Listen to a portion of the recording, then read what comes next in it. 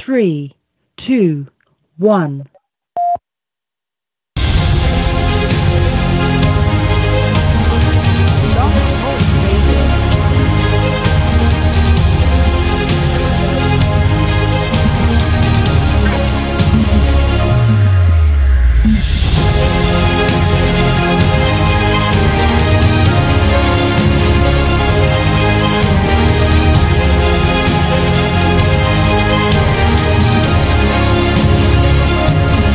Kirk is not an attorney.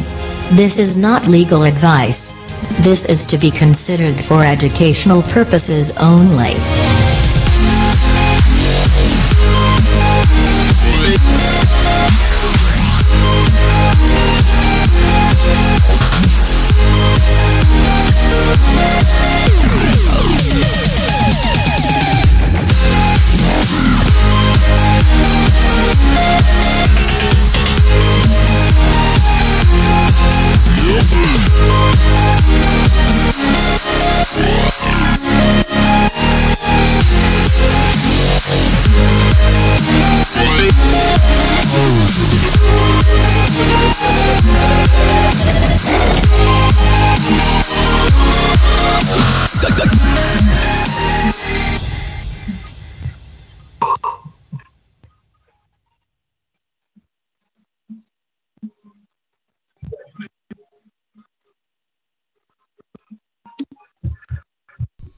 You are live, my friend.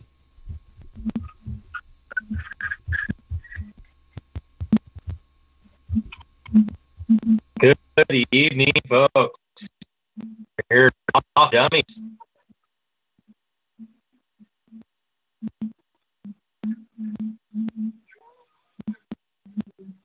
All right. Good evening, folks. Off dummies here tonight. I'm Kirk. I got a co-host here, and I got wanted to thank to Future of Our Children. Brian Keeter is our main sponsor. We have Neil Shelton, Kenny Davis, and Cheyenne Davis.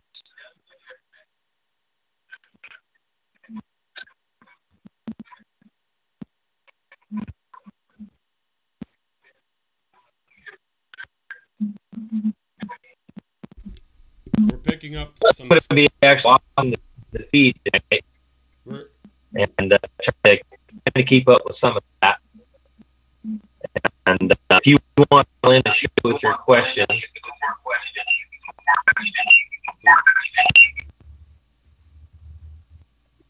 we're picking up a little bit of. There's a phone number there on the beginning on the main page. There should be able to see that phone number. Press 1. It'll indicate on my board here that you have a question. So the first hour here, I really want to just go through our basic fundamental rights, where they come from in law.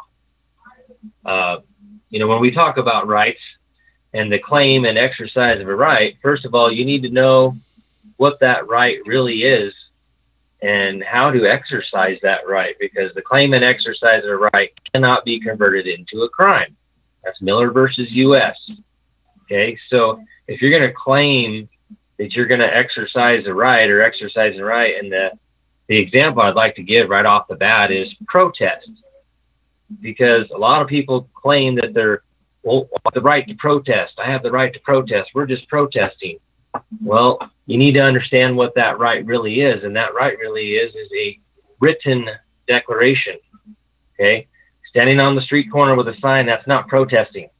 That's exercising the right to peaceably assemble. So when you say that you're protesting, what I imagine in my mind is you sit down, writing a letter, and what it is you're claiming that there's a moral wrong that has happened, or there's a moral wrong that is about to happen. So that's a written declaration. It's an affidavit of truth. Because all you're doing is you're writing down your truth and signing it under penalty of perjury and saying, this is a moral wrong that has happened or is about to happen, and I'm protesting this moral wrong. That's how you exercise that right, and that right to protest is a written declaration of truth. It is an affidavit of truth. Okay? So this is a problem we're having out here, is people don't understand what their rights are and where they come from. Because if you're going to claim your right, you should know where it comes from within the law. And it's not hard. There's quite a few documents that we have here, and it all starts with the Magna Carta. Back in the day,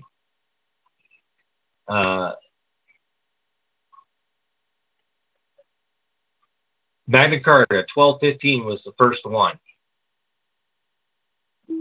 So we need to understand how this country was formed, and it was because of a separation of the British Crown, the English Church. That was our reason for separation, was for religious purposes. So anybody doesn't quite understand how this country was founded and what principles it was founded on, it's right there in the Magna Carta. Number one, know that before God, for the health of our soul and those of our ancestors and heirs, to the honor of God, the exaltation of the Holy Church, and the better ordering of our kingdom, at the advice of our Reverend Fathers, Stephen Archbishop of, and then this whole bunch of all these people that's all about them, to them. And we go into number one, and it says, first, that we have granted to God, and by this present charter have confirmed for us and our heirs in perpetuity, that the English Church shall be free and shall have its rights undiminished and its liberties unimpaired. Okay? That we wish this to be observed appears from the fact that of our own free will, before the outbreak of the present dispute between us and our barons, we granted and confirmed by charter of freedom of the church's elections a right reckoned to be of the greatest necessity and importance to it, and caused this to be confirmed by Pope Innocent III. This freedom we shall observe ourselves and desire to be observed in good faith by our heirs in perpetuity. Okay? To all free men of our kingdom, we have also granted for us and our heirs forever all the liberties written out below, to have and to keep them from their heirs of us and our heirs. Okay? This is forever. This is called the Great Charter. Magna Carta is the Great Charter. Okay, and we have the originals 1215, and then there's another couple of revisions, and then the reissue in 1225. So this is our basis for being American. If you're an English-speaking person, human being, this is what we're talking about. English. We're from the English Crown. You're English-speaking, we're from the English Crown. Here's the Magna Carta, the Great Charter.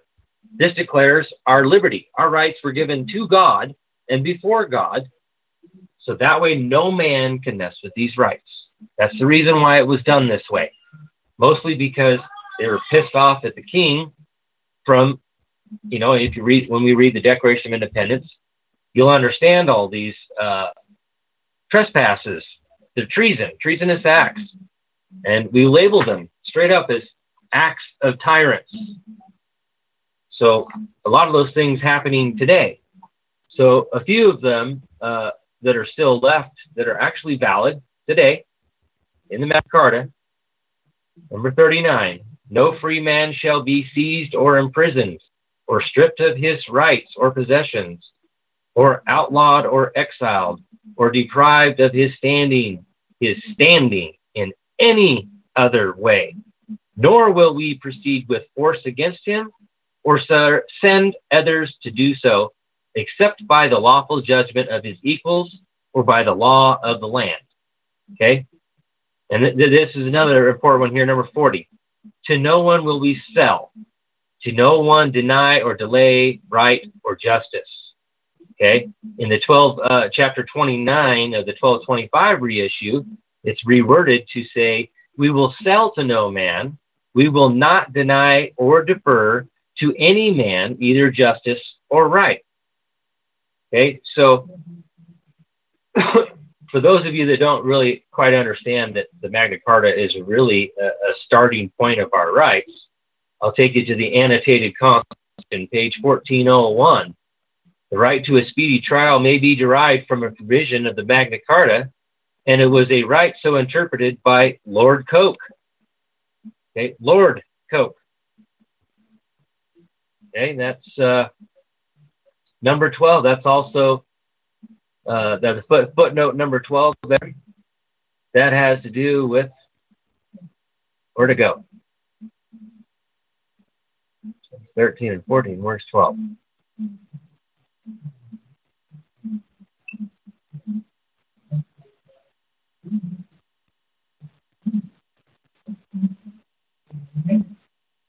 Huh. My number 12 is missing, which is weird. Okay, so number 12, it was actually Cloffer versus North Carolina was the case. And that's in the annotated Constitution. There it is. Yeah. KLOPFER versus North Carolina, 386 U.S. 213.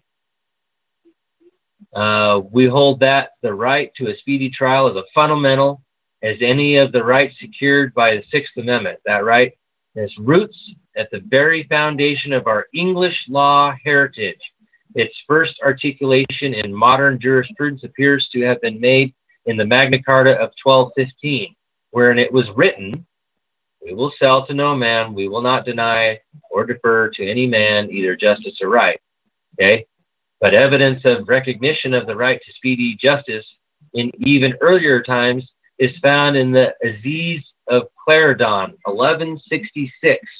So, you know, when we're talking about rights, the Bill of Rights is there, right? We have those first 10 Bill of Rights, but all of those rights are they've already been established by law somewhere else. I can guarantee you, and I can show you where they're at.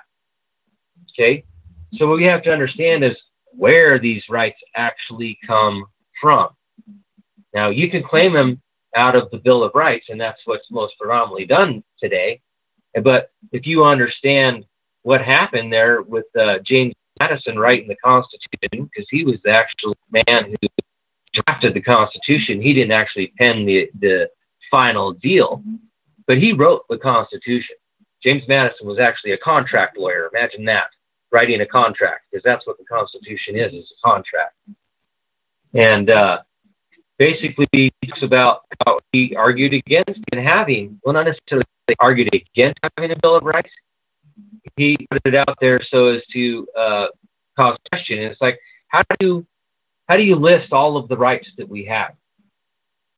There's no way to list all of the rights that we have because there's so many. It's enormous how many rights we have. And that's why the Ninth Amendment is actually written the way it is. If you go on to law.cornell.edu, get the law, go to the Constitution, and see explanation under the Ninth Amendment, which is where I'm going to head right now, non-enumerated rights ratified in 1791, when the Bill of Rights was actually ratified.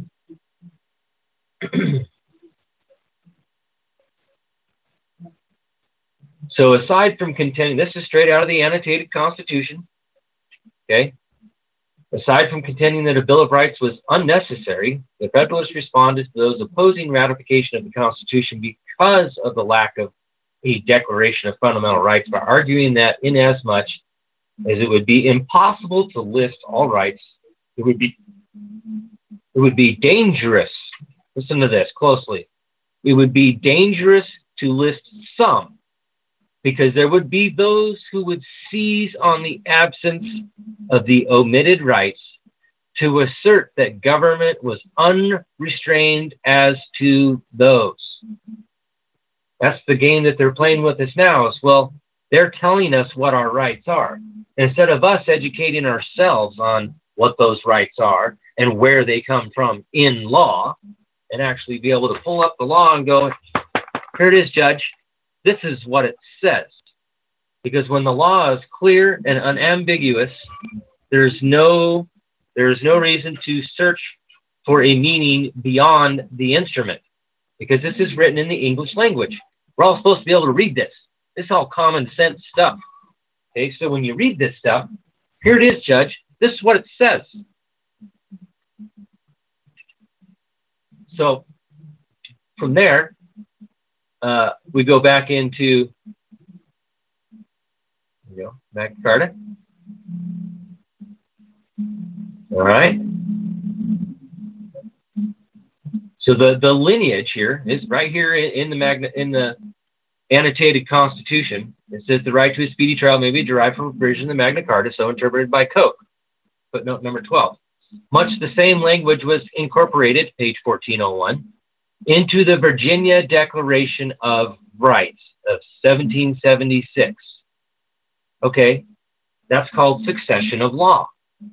So when we go to the Virginia Declaration of Rights, okay, there's another Bill of Rights. It's a Declaration of Rights. And I'm going to pull up my the Annals of America. Okay, I'm going to pull that up. I'm going to read to you right out of here. Virginia Declaration of Rights.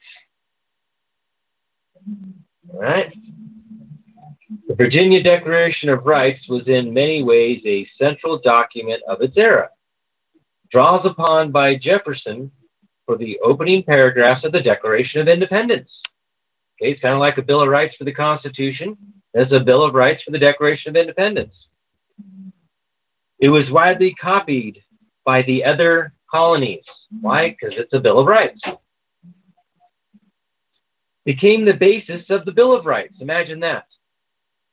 In the Constitution. And had considerable influence in France at the time of the French Revolution. It was written by George Mason and adopted by the Virginia Constitutional Convention on June 12, 1776. Now listen carefully. As the theoretical foundation of all government. Okay?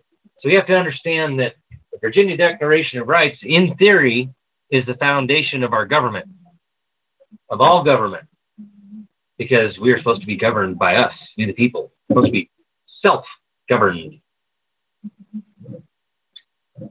So let's dig into this Virginia Declaration of Rights. Okay.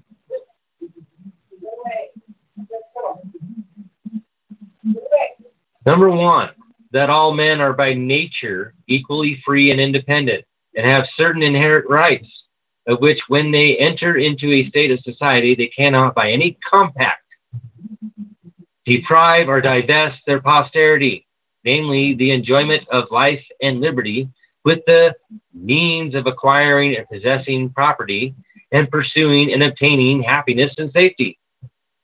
Imagine that. Number two, that all power is vested in and consequently derived from the people. That magistrates are their trustees and servants, and at all times amenable to them.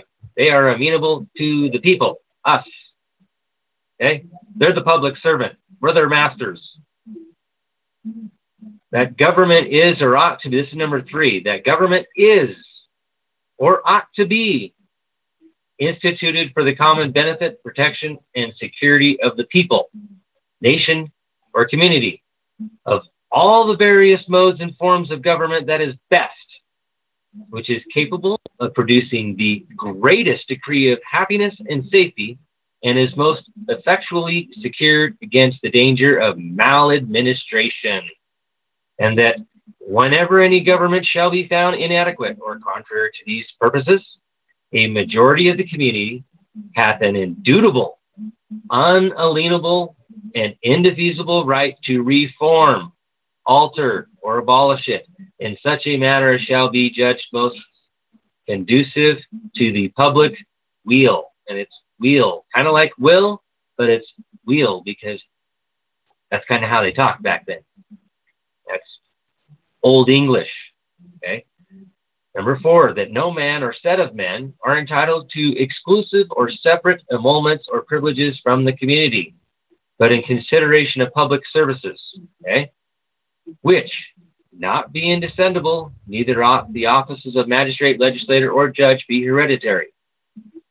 Number 5, that the legislative and executive powers of the state should be separate and distinct from the judicative, okay, and that the members of the 2 first may be restrained from oppressing by feeling and participating the burthens of the people. They should, at fixed periods, be reduced to a private station, return into that body from which they were originally taken, and the vacancies be supplied by frequent, certain, and regular elections in which all or any part of the former members to be again eligible or ineligible as the laws shall direct. Okay, so if you're going to become a public servant, you're voted in, you go in there, you do your duty, and you're right back here to we the people, because you're part of we the people. You're supposed to be representing us, what we say. You're supposed to speak what we say, not what you want to do. And then you're supposed to do that service and come back to we the people. Okay?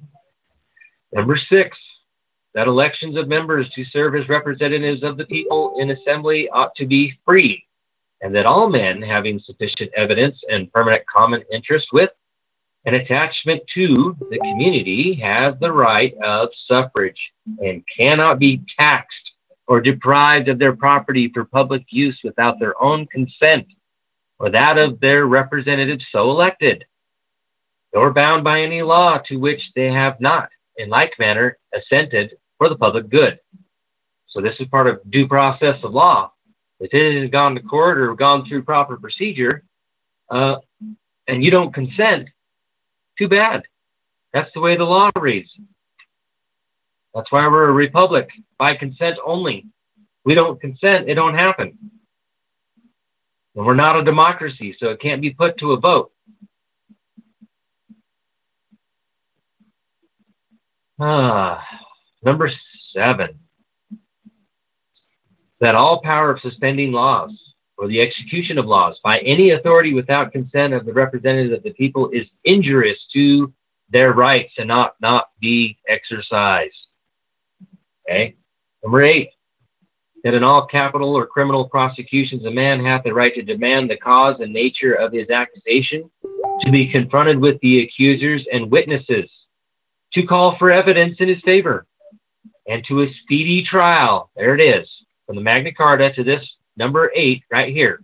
And to a speedy trial, listen carefully, to a speedy trial by an impartial jury of his vicinage, without whose unanimous consent he cannot be found guilty, nor can he be compelled to give evidence against himself, that no man be deprived of his liberty except by the law of the land or the judgment of his peers. Now, last week we talked about the law of the land, due process of law.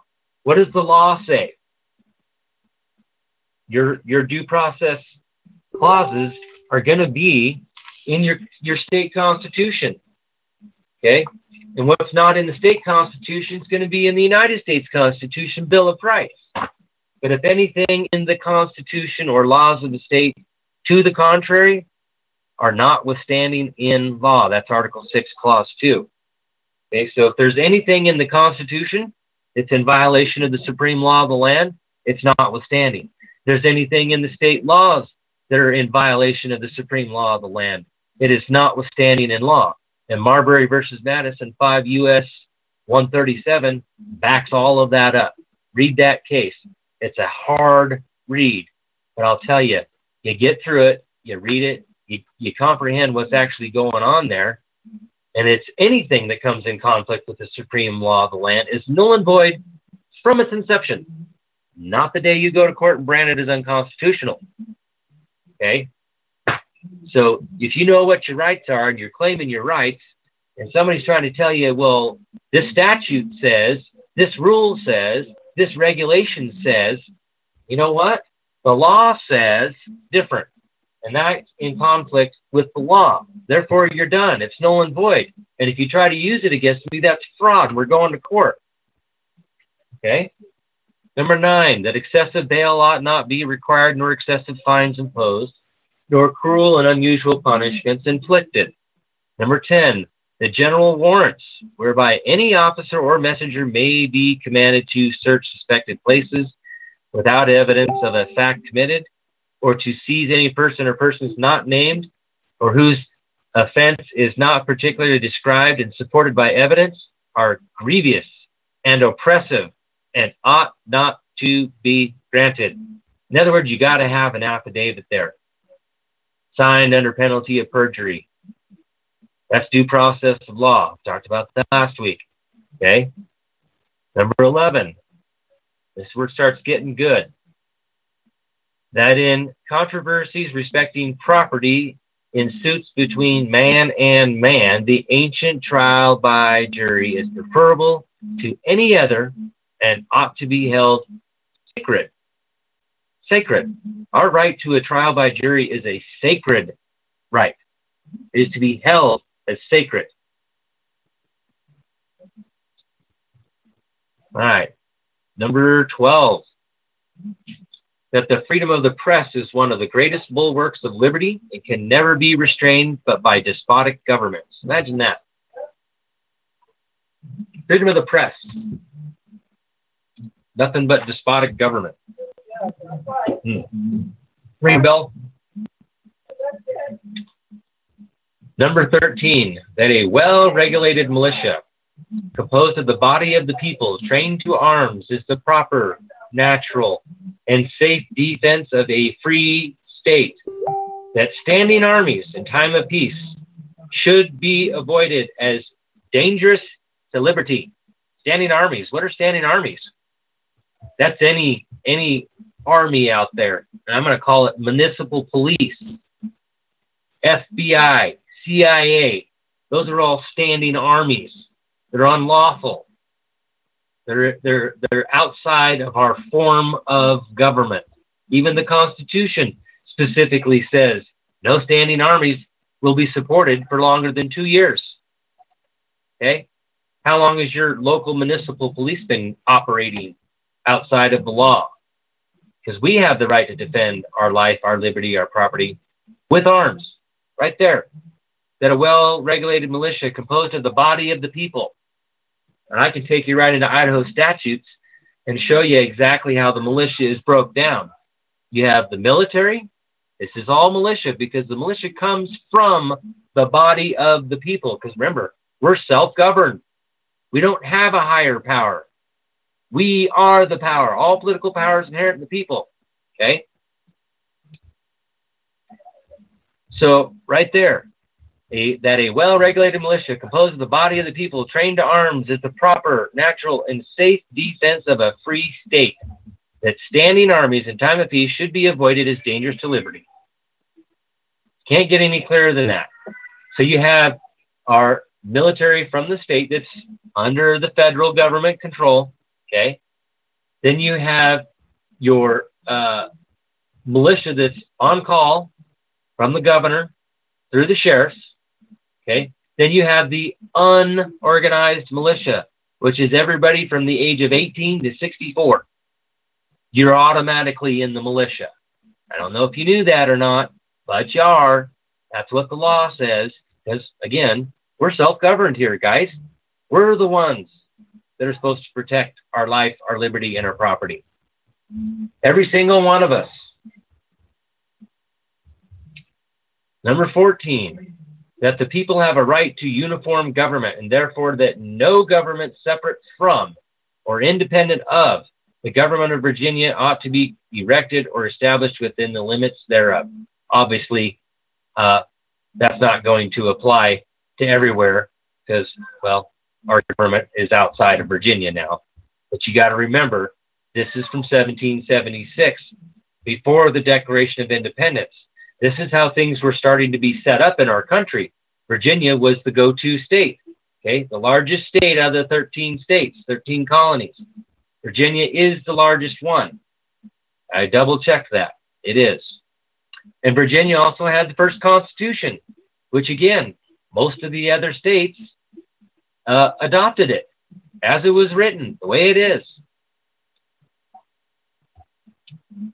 Number 15, that no free government or the blessings of liberty can be preserved to any people but by a firm adherence to the justice, moderation, temperance, frugality, and virtue, and by frequent reoccurrence to fundamental principles. That's what we're getting at here.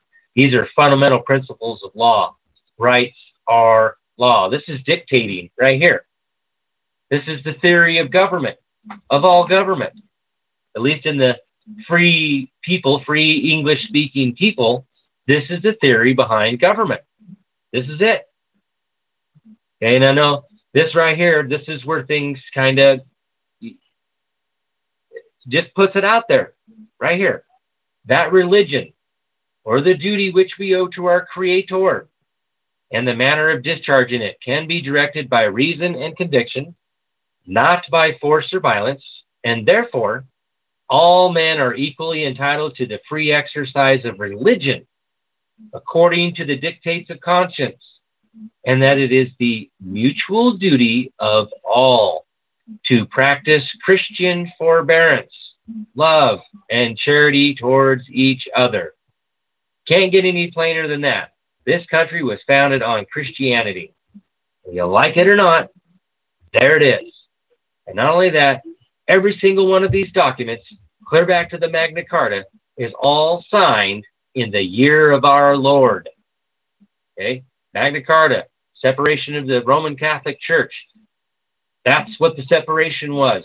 Religious separation. And it's still religious. It's all about religion. That's what it's all been about. That's what the fundamental principles are in this country is based on the Bible, Christianity. You can practice your religion how you want, but you don't have the right to freedom from religion. Okay, that's the biggest mistake out there is, oh, well, I don't have to have it. Yeah, you're right. You don't have to. But you don't have the right to have freedom from it. You have the right to practice your religion, because that's how the right reads. I just read it to you. Okay? To the free exercise of religion, not the freedom from religion. Because religion is actually the founding principles of our government. You know, and if you actually read the Ten Commandments, and forget about the rest of the Bible, the Ten Commandments, because those are the main fundamental principles, okay? I don't care who you are. If you read those, there's no way that you're going to say that those are bad ideas. They're just not. There's no way that those can be bad ideas. You don't have to be religious at all to agree with that. Thou shalt not murder, shalt not covet the neighbor's wife. Thou shalt not bear false witness. Okay? In other words, you're not supposed to lie. You're not supposed to fill out an affidavit of truth or protest. Okay? You're not supposed to fill out an affidavit of truth and lie. You're not supposed to testify on the stand and lie. That's a fundamental principle. All right, Declaration of Independence. When in the course of human events it becomes necessary for one people to dissolve the political bands which have connected them with another, and to assume among the powers of the earth the separate and equal station to which the laws of nature and of nature's God entitles them, a decent respect to the opinions of mankind requires that they should declare the causes which impel them to the separation. What are they talking about there? They're talking about, again, the separation from the British Crown. They tried to do it back in 1215. They tried to do it back in 1225 with the reissue. Okay? Now we're here in frickin' 1776 doing it again. Except for now, it's really written out there. Okay? We hold these truths to be self-evident.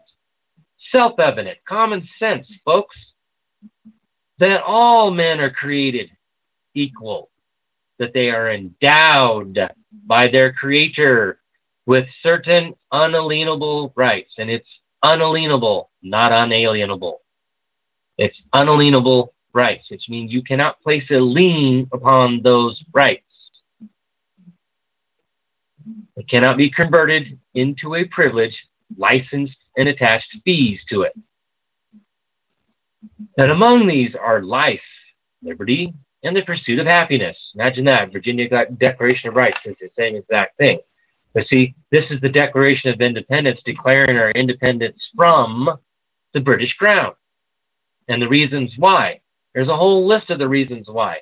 And if you read through those, I'm not going to go and read through all of them right now, but I'm going to tell you, if you spend a little bit of time and read, those are declared acts of tyrants, okay? Of a tyrant, King John at the time. Well, actually, I don't know which king it was at that time.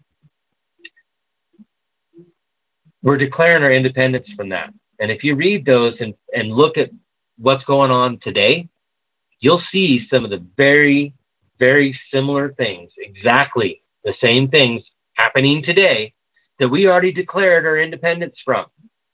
It's the same people. We have not won the war against them. I'm telling you right now, 1776, we were fighting them like crazy.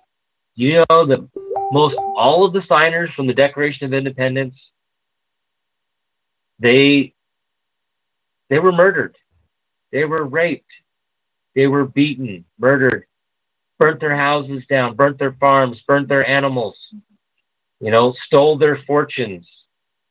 Most all of the signers, those are the true founders of our country. The Declaration of Independence, the signers of the Declaration of Independence, those people were investing their own money into each individual state to make this country go, to take off, to separate from England. They were using their own money, their own wealth, their own titles of nobility. Because they did have titles of nobility.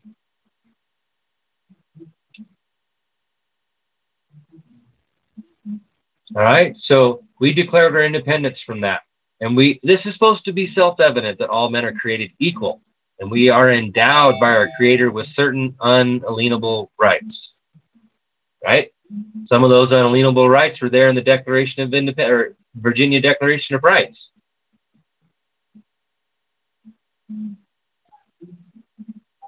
Okay, so from there, we have the Articles of Confederation, which there's some good stuff in there, but I'm not really going to go over that. But we jump right into the Constitution. So we understand the Ninth Amendment, and what it's really about is the enumeration in the Constitution of certain rights shall not be construed to deny or disparage others retained by the people.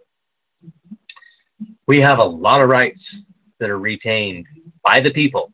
Us, we the people, are retained that are not listed in this 10 Bill of Rights. Okay? Like I was reading before. It's so hard to put out all of the ones that we have. How would we even list all the rights? It would be dangerous to list some, because there would be those who would seize on the absence of the omitted rights to assert that government was unrestrained to those. And that's exactly what they're doing to us today is, well, it's not in the Bill of Rights. It's not in the Bill of Rights. Well, nobody pays attention to the Ninth Amendment, nor the 10th Amendment. The 10th Amendment puts a clear limitation on the executive branch. Policing powers. You ain't got no powers, man. Where does it say that in the Constitution? You can't do that. That's a violation of the law.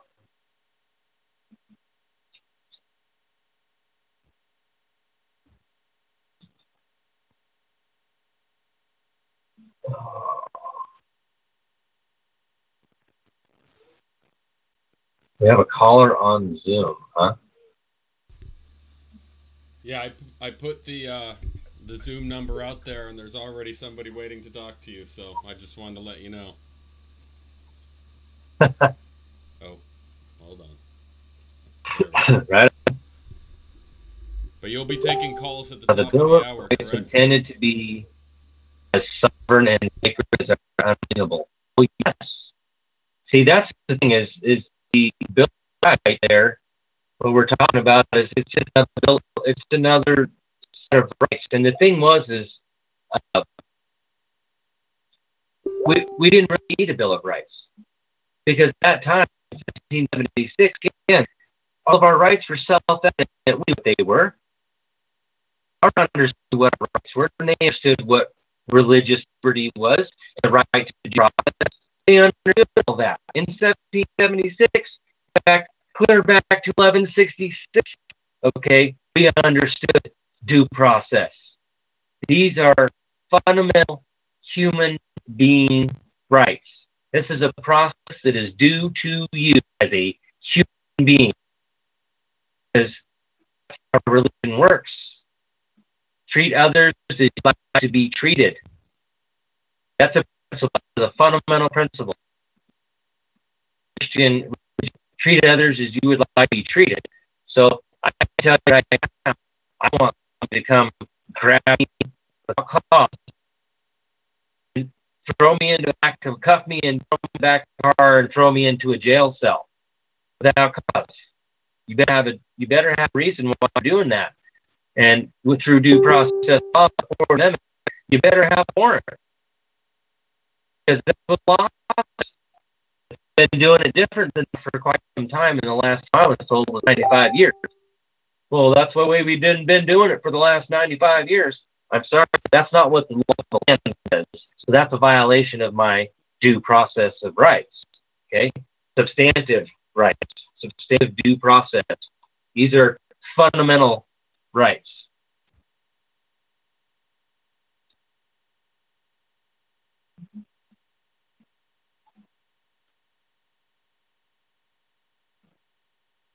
So, Chris Mark, so how do you rationalize the federal injury in doctrine? I don't think about it and I don't care about it. Because that doesn't have anything to do with succession of law. Okay, guys? We're talking law here. I'm not here to teach you what the Indians can do and what their study is, because we don't study that stuff. And I'm sorry that I don't, but, you know, I'm here to teach what we have as rights as Americans, and these are the basic fundamental rights.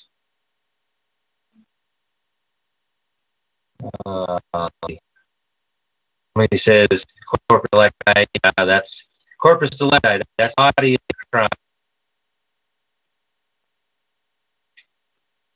That's what corpus delicti means. It's the body of the crime. And a lot of times the judge might construe that to say, oh, that's only for murder. For murder. What is it not? He's like, well, that's the body of the crime. You know, that's the dead, no, not dead body. Because you want to play that game, we're all dead. That's what a corporation is, or corporation is, a dead. That's not Latin. That's all of our names in your driver's license, birth certificate, social security card, your credit card, all those things. Your name's all written in capital letters. That's the language of the dead. It's not Latin. The corpse. You know, corporation. The word of corporation is corpse, dead body. So there's a lot of rights that are in there, in that Magna Carta and the Virginia Declaration of Rights. And then into, actually, there's some in the Articles of Confederation. And that's the thing, like people are like, oh, well, the Articles of Confederation, that's white, and blah, blah, blah, blah, blah. Really? Apparently people don't understand how succession of law works. Because one document that we have goes to the next document. That's succession of law. These are all written down as law. Declarations, okay? Declarations are on the same level as the Constitution, which falls under Article 6, Clause 2, the Supremacy Clause, the supreme law of land. It's called declarationism. Any declaration out there, especially rights, okay, Declaration of Rights, Bill of Rights, Virginia Declaration of Rights, the Magna Carta, which is a great charter, okay? Those are on the same level as the supreme law of the land. They're fundamental rights, and rights are law, because the people make law, not government. Government didn't even exist, okay, until the Constitution was created. We didn't have government. We had some semblance of government when we wrote down in the Articles of Confederation. But if you read, right here, Article 6, okay, all debts contracted and engagements entered into before the adoption of this Constitution shall be as valid against the United States under the Constitution as under the Confederation. That's Article 1, the one that nobody reads anymore. As under the Confederation, because this Constitution succeeded the Articles of Confederation. And in my mind, we're talking a little bit further there. Article 7, the ratification of the Convention of 9 states shall be sufficient for the establishment of this Constitution. But this is so ratifying the same. Wait a minute. Articles of Confederation in Article 13 specifically states all states must agree, and subsequently the legislatures of every state shall, through ratification process, every single one. Now, we had 13 back then, so on its face, in Article 7, the adoption of the Constitution is fraud on its face, because it says none should be sufficient. That's in violation of Article 13, the Articles of Confederation. So, right? That's my argument on that. Whether I'm right or I'm wrong is irrelevant, because it's written in plain English. If you read Articles of Confederation, it's written in plain English in Article 13. Okay, these are contracts. And one of the stipulations in the Articles of Confederation contract is it has to be every single state agreed, and subsequently the legislature of every state has to put it in there. So when you read this right here, the Idaho Constitution, where is it? Article 1, Declaration of Rights. The state inseparable part of a union. The state of Idaho is an inseparable part of the American Union, and the Constitution of the United States is the supreme law of the land. Right there. Number 3, Article 1 of Idaho Constitution. Every single constitution, state constitution, will say that the Constitution for the United States of America is the supreme law of the land. Why? We're part of the union, an inseparable union. Okay? We share the same rights. We all live under the same form of government. Guaranteed a republic or Republican form of government. Not to be true as a Democrat or Republican. That's two totally different things. Twisted. Okay? We're supposed to be a republic form of government. Republic. By the public. Yes.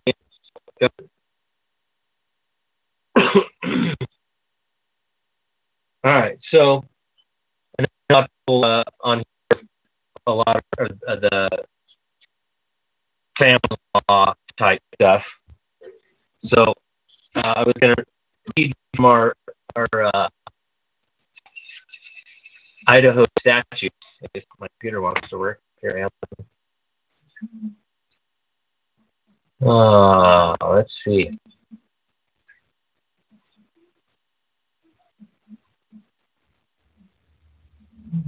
So, how do you open that call there, Ted? Actually, they just hung up about 30 seconds ago. If you want to call back, If you just called, or better yet, call in the Call the Blog Talk number. yeah, call the Blog Talk number. I think I'll take this number off. Actually, it's in very fine print, but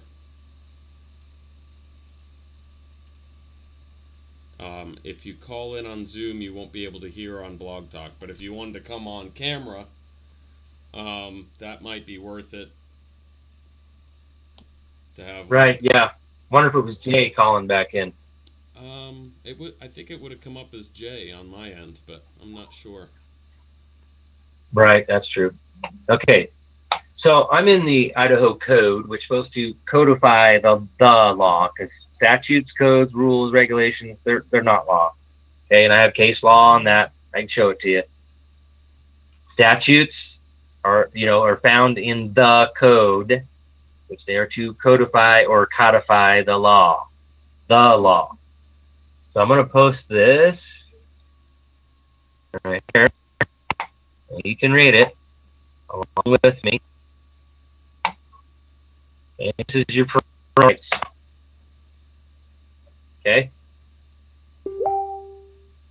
Intent of the legislature, parental rights. The interest and role of parents in the care, custody, and control of their children are both implicit in the concept, imagine that, a concept of ordered liberty and deeply rooted in our nation's history and tradition. They are also among the unalienable rights retained by the people under the Ninth Amendment to the Constitution of the United States. Imagine that. So, parental rights are protected, and they come from succession of law. Okay, this is called lineage. Okay, so lineage, where does the right actually come from in law? Okay, right here, parental rights are protected and come from the Ninth Amendment. But again, we just read the Ninth Amendment. It doesn't say anything about parental rights, does it? No. But where are some of those other rights come from? Okay, the Virginia Declaration of Independence, or Virginia Declaration of Rights doesn't say anything in about it. So the Declaration of Independence, where it says we are all created equal, and the law of nature. Okay, let's go to that. Let's go to that law of nature. Okay.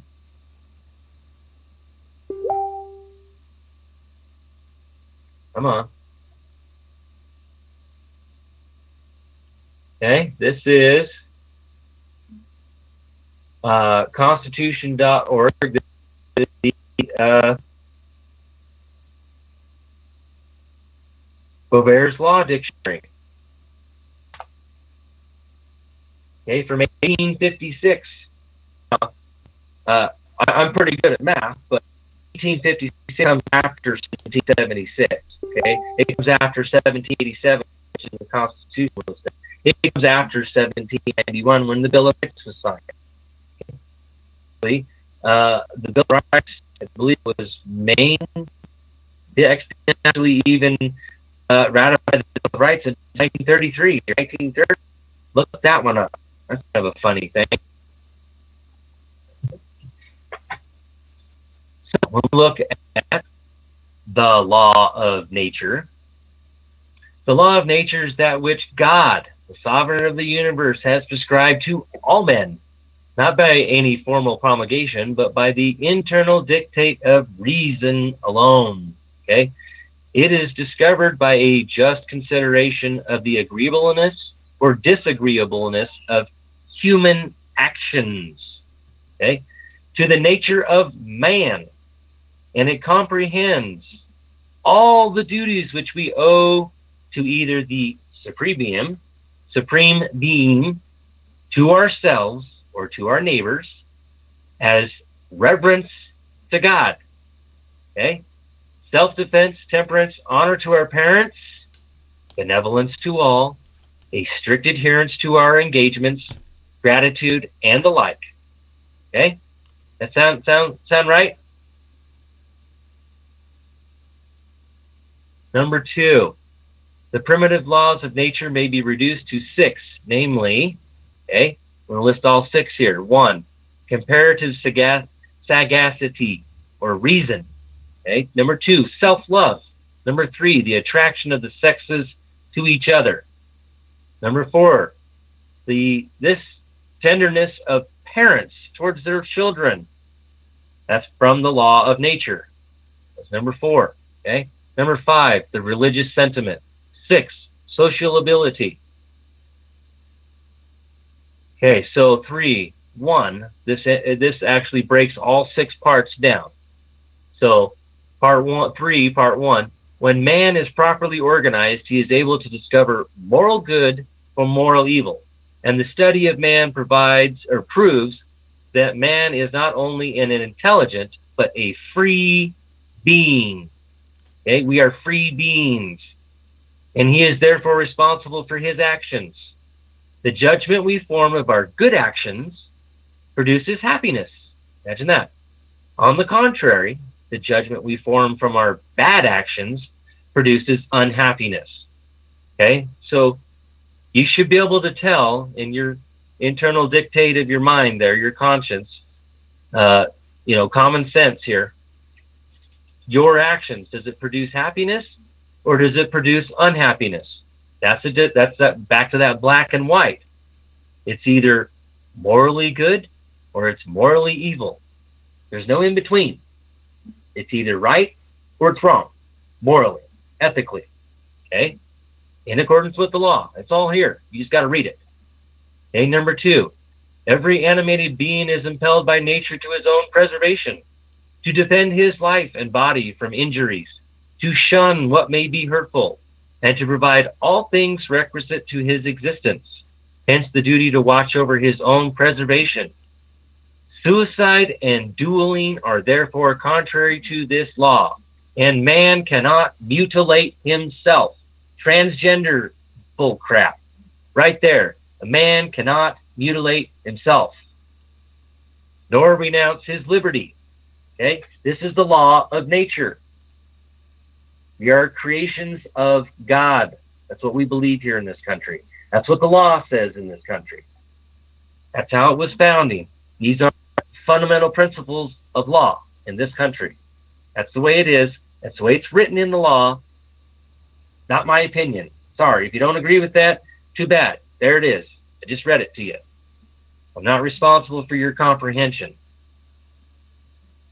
Number 3, the attraction of the sexes has been provided for the preservation of the human race, and this law condemns celibacy.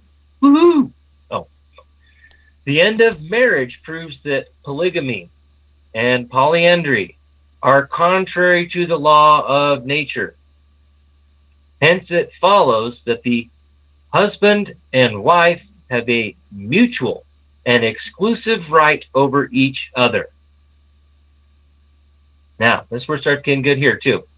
Number 4. Well, actually, this is 6, 4. Man from his birth is wholly unable to provide for the least of his necessities, but the love of his parents supplies for this weakness. The love of his parents. Not support. That is support. Love is support. That's the word you need to interchange there. Those 2 words are synonymous. Love and support for the child. Not monetary. No such thing. Okay? They'll learn how to speak to these people and read what the law actually says. Read the words. Because this is what it says, Judge. I'm not the one that wrote it, because this is from 1856, and this is defining the law of nature. Okay? This is the stuff you're supposed to be upholding, Judge. Remember, you're a trustee. You're amenable to me. That's your job. The principal duties it imposes on the parents are to bestow on the child all the care its weaknesses requires, to provide for its necessary food and clothing, to instruct it, to provide for its wants, and to use coercive means for its good when requisite. Okay? So that's pretty good stuff right there, right? Tells you what the law, this is the law of nature. This is the definition of law of nature that is declared in the Declaration of Independence. This is law, guys. That's why they call it law dictionary. Doesn't necessarily just define words. It's words and phrases. What do they mean? What do they mean in law? I'm reading it to you right now.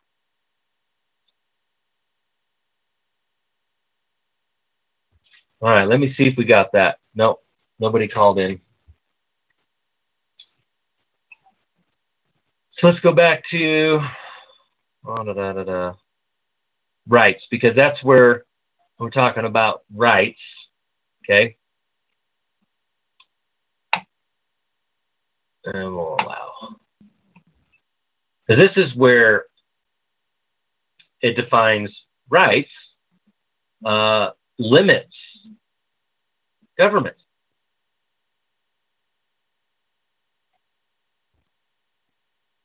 This is where you get into the power of government. There is no power over these fundamental, God-given, unalienable rights, okay? You can say unalienable if you want. Where is rights? Way down here. Come on.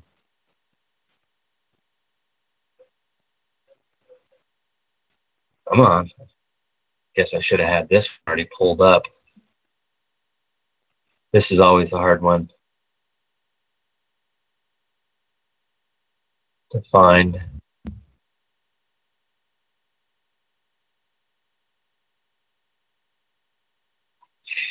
RE. So no questions, huh? Ted, do you see anything in the feed there that we might want to respond to? There's a couple of questions on YouTube. So how do we take back the authority we gave them? This is from, I believe that's Tracy Ross. I'm not sure. The FLRM. Oh, yeah? I think so. But that's the question. Okay.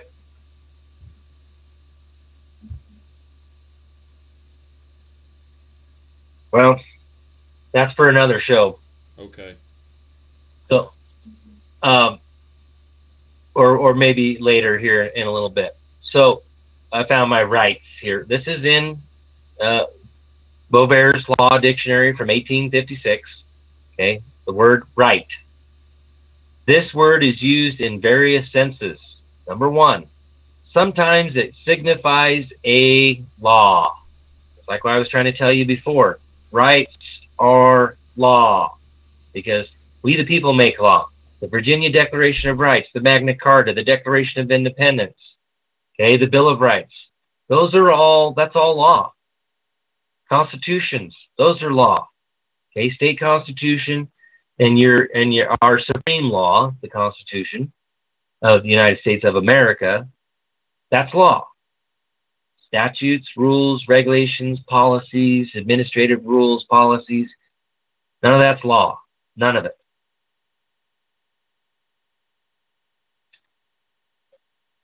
So sometimes it signifies a law, is when we say that natural right requires us to keep our promises, or that it commands restitution, or that it forbids murder. Okay? Rights are law. And anyone who violates that, and those are natural rights, okay? And it's not only just to keep our promises, it imposes a duty upon each one of us to respect each other's rights. You know, we're supposed to treat each other with Christian forbearance, love, all that good stuff. Treat others as you want to be treated.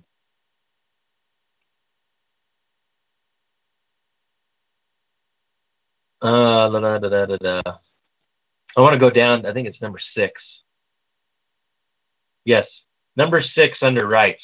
Rights might with propriety be also divided into natural and civil rights. But as all the rights which man has received from nature have been modified and acquired anew from the civil law, it is more proper, when considering their object, to divide them into political and civil. Okay? So political rights consist in the power to participate directly or indirectly in the establishment or management of government. Notice what that says there. Establishment or management of government. Okay? We all understand that we're a republic and that we are self-governed. You'll understand in the establishment or management of government. Okay? Those political rights are fixed by the Constitution. Okay? Those are specific delegations of authority within the Constitution by law. Every citizen has the right of voting for public officers and of being elected. These are the political rights which the humblest citizen possesses. Now, listen very closely here. Okay, number 8. Civil rights are those which have no relation to the establishment, support, or management of the government. These consist in the power of acquiring and enjoying property. Okay? Has nothing to do with government. Legislative branch cannot establish any statutes regarding property. Okay? Or exercising the paternal and marital rights. Powers, and the like. So this is civil rights which have nothing to do with the establishment, legislative branch, support, executive branch, and or management, which is the judicial branch of the government. Don't tell me in 1856 or 1776 they didn't understand this stuff. They most certainly did. They knew exactly what they were talking about. It will be observed that everyone, unless deprived of them by sentence of civil death, okay, civil death, is in the enjoyment of his civil rights, which is not the case with political rights. For an alien, for example, has no political, although in the full enjoyment of his civil rights. Why? Because these are fundamental principles, fundamental rights from God. Okay? These rights come from the law of nature, declared in the Declaration of Independence, protected by the 9th Amendment. That's where they come from. That's where parental rights and marital rights come from. In law. And there it is. I just read it to you. Okay? I even have American jurisprudence that says the same frickin' thing as almost exactly word for word right there. Natural rights and civil rights are those which have no relation to the establishment, support, or management of the government, because there's no delegation of authority to do anything with those rights. So when you want to claim your parental rights or your marital rights and your marriage contract that you have with the state, and also your birth certificates and all other contracts that are in violation of your fundamental rights, are fraud. Okay? That's how we get rid of this stuff. This is how you challenge that stuff, because the law dictates. Here it is, Judge. Beauvair's Law Dictionary from 1856 defines the law of nature. Because here's the thing. Here's my 6th edition Black's Law Dictionary. Y'all see that? You gotta buy one of these. I have the 6th edition and 9th edition in hardback. I have 1st, 2nd, and 4th edition digitally. And I have Beauvair's Law Dictionary from 1856 digitally. I read from them all the time. Okay? This one doesn't have the law of nature in it. So when it is in here, it says law of nature, and then it says see natural rights. No. That does not define the law of nature as declared in the Declaration of Independence. So you have to go back into a law dictionary to find out where it is in law. Okay? How we doing, Jay? I see you over there. Shaking your head, yeah? Not saying hi? Oh, hold on one second. Oh. Jay. Hello, Jay. How are You may have to... Hey, good. How are you guys doing this evening? Good. We have to do the same roll call. Call in to that's not... Blog Talk.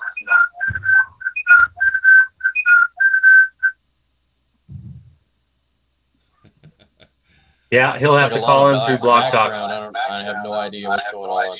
All right, let me mute me on Blog Talk for a second, and I'll get this straightened out. No, we're going to get an echo here. Yeah. Let me see. There. Yeah, I'm muted over here. Yeah.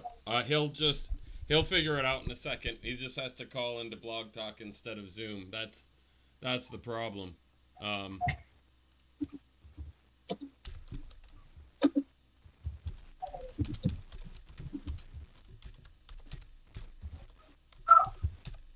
Yeah, that's why I shouldn't have put the Zoom meeting ID up, I guess. Right. So these are the bugs that we just do not have figured out yet. Oh, and right. So trying to get the audio quality that Blog Talk has into this format with Zoom is a problem. There, let's get rid of that. Transition. All right. So hopefully he'll call back in a second through Blog Talk.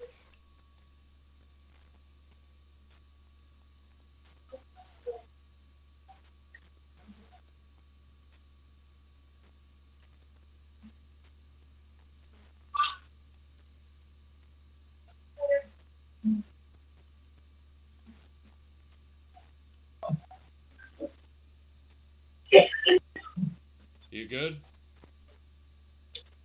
I was reading more Chris Marks stuff here. He says the amendments are amendments to the social contract that grants governmental privilege. No. Unless you're talking about amendments to the Constitution,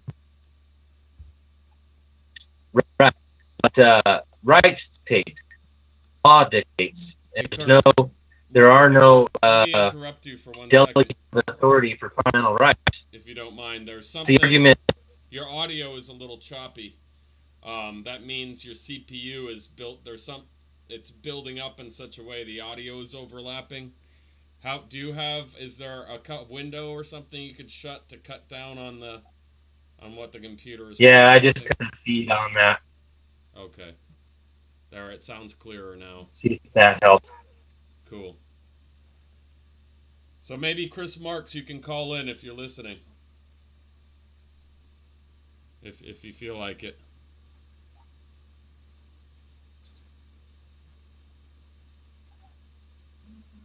No, not that one. Dang it. Need a number to that.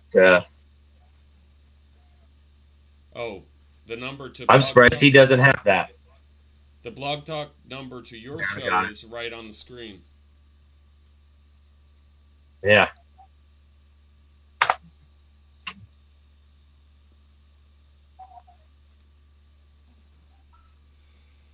It's funny how there's a lot of people out there that talk law stuff, and that when I start talking about Magna Carta and that kind of stuff, they're like, what? Chris Marks here, I don't know, good 6, 7, 8 months ago, I was telling him about, the law of nature and the Magna Carta and that kind of stuff, and he thought it was interesting that he needed to go ahead and research that. But I just read it to you. There's your research. Pretty easy, pretty simple. That's the thing about law stuff, guys. This is all written in plain English. This is supposed to be common sense. This is easy reading. And I'll tell you right now, I hate reading. I hate it. I hate to read. Always have. I love math, but I hate reading. But I'll tell you, I read stuff because I want to know what my rights are, and I want to know how to effectively defend them. And that's why I'm here right now, is because I'm trying to teach you where they are in law. When you claim them, and this is a claim of a right, it cannot be converted into a crime. And where the covision in question is clear and unambiguous, okay? Which means it's completely clear. We all understand that natural rights and civil rights have been joined, and that civil rights have nothing to do with the establishment, support, or management of the government. I think we can all understand that that means you, legislative branch, cannot establish a jurisdiction regarding marriage or parental rights. Those are two separate rights. Why? Because marriage comes from the Bible as a religious act. It is a sacred vow between a man and a woman. Okay? Nobody else. Marriage is between a man and a woman. So says the Bible. Separation of church and state. Okay, there you go. There's your separation of church and state. The state has no business converting that right into a privilege, licensing it, and attaching it. Why? Because marriage is a fundamental right. It comes from God. It's a religious act. It has nothing to do with government. All right, let me bring Jay up. There you are. Hey, how you doing, guys? Pretty good. How you doing? Well, I could be better. I could be better. Obviously, court did not go as planned today. I know you guys have kind of listened to me say that before. You know, but it comes down to a lot of these issues, especially when we're talking about veterans. That's a big thing for me, and I'm that's just my bread and butter as an advocate of this movement. I usually tend to shoot for the veterans, and the reason that I do that is because I feel if we can shoot for those veterans, that's a good soft spot within the system, and I think that if we can get through that and prick that needle hole, so to speak, we can widen it from there, and we can go after everything else. And I think that it's already out there. And what this ludicrous judge did today, obviously, he even quoted 42 USC 659, and I alluded to the fact, did you read H1BIII, which flat out states that it's for any periodic benefits under Title 38, and then he goes on and says, well, yeah, but there's an exception to the exception. Okay, so I'm like, okay, so what's the exception to the exception? And the exception that he states, except as provided in subparagraph A to 5, so Roman numeral 5. So I'm looking back through this, and I'm seeing it, and I'm looking at it, and I'm saying, by the Secretary of Veterans Affairs as compensation for service-connected disability paid by the Secretary to a former member of the Armed Forces who is in receipt of retirement or retainer pay if the former member has waived a portion of their retirement. I was never retired from the military. I never retired from the military, therefore I'm not entitled to retirement pay. So you just pose yourself on your own exception to the exception that you made an exception on. It makes no sense. Sounds like but I mean, yes, absolutely, and it's such a horrible thing that we're talking about veterans who have gone out there, who have defended this country, who come back, they try and build families, try and build lives for themselves, and instead what ends up happening is Degree X decides that they want to go ahead and file divorce papers and custody papers, and what ends up happening is these poor veterans are out on our streets homeless. I've been one of them. I can tell you for a fact there are many of our veterans of this United States who are homeless because they have child support orders either conflicting or restricting them down to bare minimum nothing. These people we're paying child support orders to exes who have $100,000 jobs, people. And these people, they're trying to rub 2 pennies together to get a pack of ramen noodles. for a month. And this is ridiculous. It is. We need to stop it. And the only way that we can stop it is we got to contact the press. We've got to contact our governors. We've got to contact our legislators. We've got to tell them enough is enough. And like I said, I think this is the way to do it. Now, my way might not be everyone else's way, and that's fine. Everyone's entitled to their own opinion. But I think this is a good avenue. Help our veterans, and then it in turn will help everyone else. But we've got these bogus child support orders. I mean, Kirk, I don't know about you, but you were talking about obviously Rule 60B. That's a good thing to lead into that. If you want to explain that a little bit. Well, here, I'll just pull it up and read it. Yeah. Fed rules. Use code. Federal rules. We go to federal rules of civil procedure. Okay. Mm-hmm. And we'll go down to Rule 60. And this is the crazy thing is, especially with this particular rule. I've read it straight out of my own Idaho Rules of Civil Procedure. Okay. And it's almost exactly the same words, word for word. Okay. Mm-hmm. Because fraud, and like I was explaining earlier before the show, I was explaining to Jay that fraud was actually under a different rule. It was under a different rule of procedure. And so they're trying to clean up the rules of procedure, trying to consolidate them all down. So let's say that, I don't remember what rule it was under, but fraud was a separate rule, was a separate action, separate motion. Okay. And there's no statute of limitations on fraud. So what they did is they consolidated fraud in with relief judgment, corrections based on clerical mistakes, oversights, and omissions. That's Rule 60A, alpha.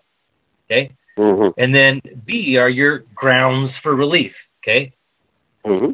Grounds for relief from a final judgment, order, or proceeding on motion and just terms, the court may relieve a party or its legal representative from a final judgment, order, or proceeding for the following reasons. Number 1, mistake, inadvertent surprise, or excusable neglect. Okay? This is under B, Bravo. Newly discovered evidence that, with reasonable diligence, could not have been discovered in time to move for a new trial under Rule 59B. Okay, that's a trial de novo. Okay, number 3, fraud, whether previously called intrinsic or extrinsic, misrepresentation, or misconduct by an opposing party. Okay, this is where they throw it in, fraud, they throw it in here, under B. Okay? Right. Number 4, the judgment is void. Number 5, the judgment has been satisfied, released, or discharged.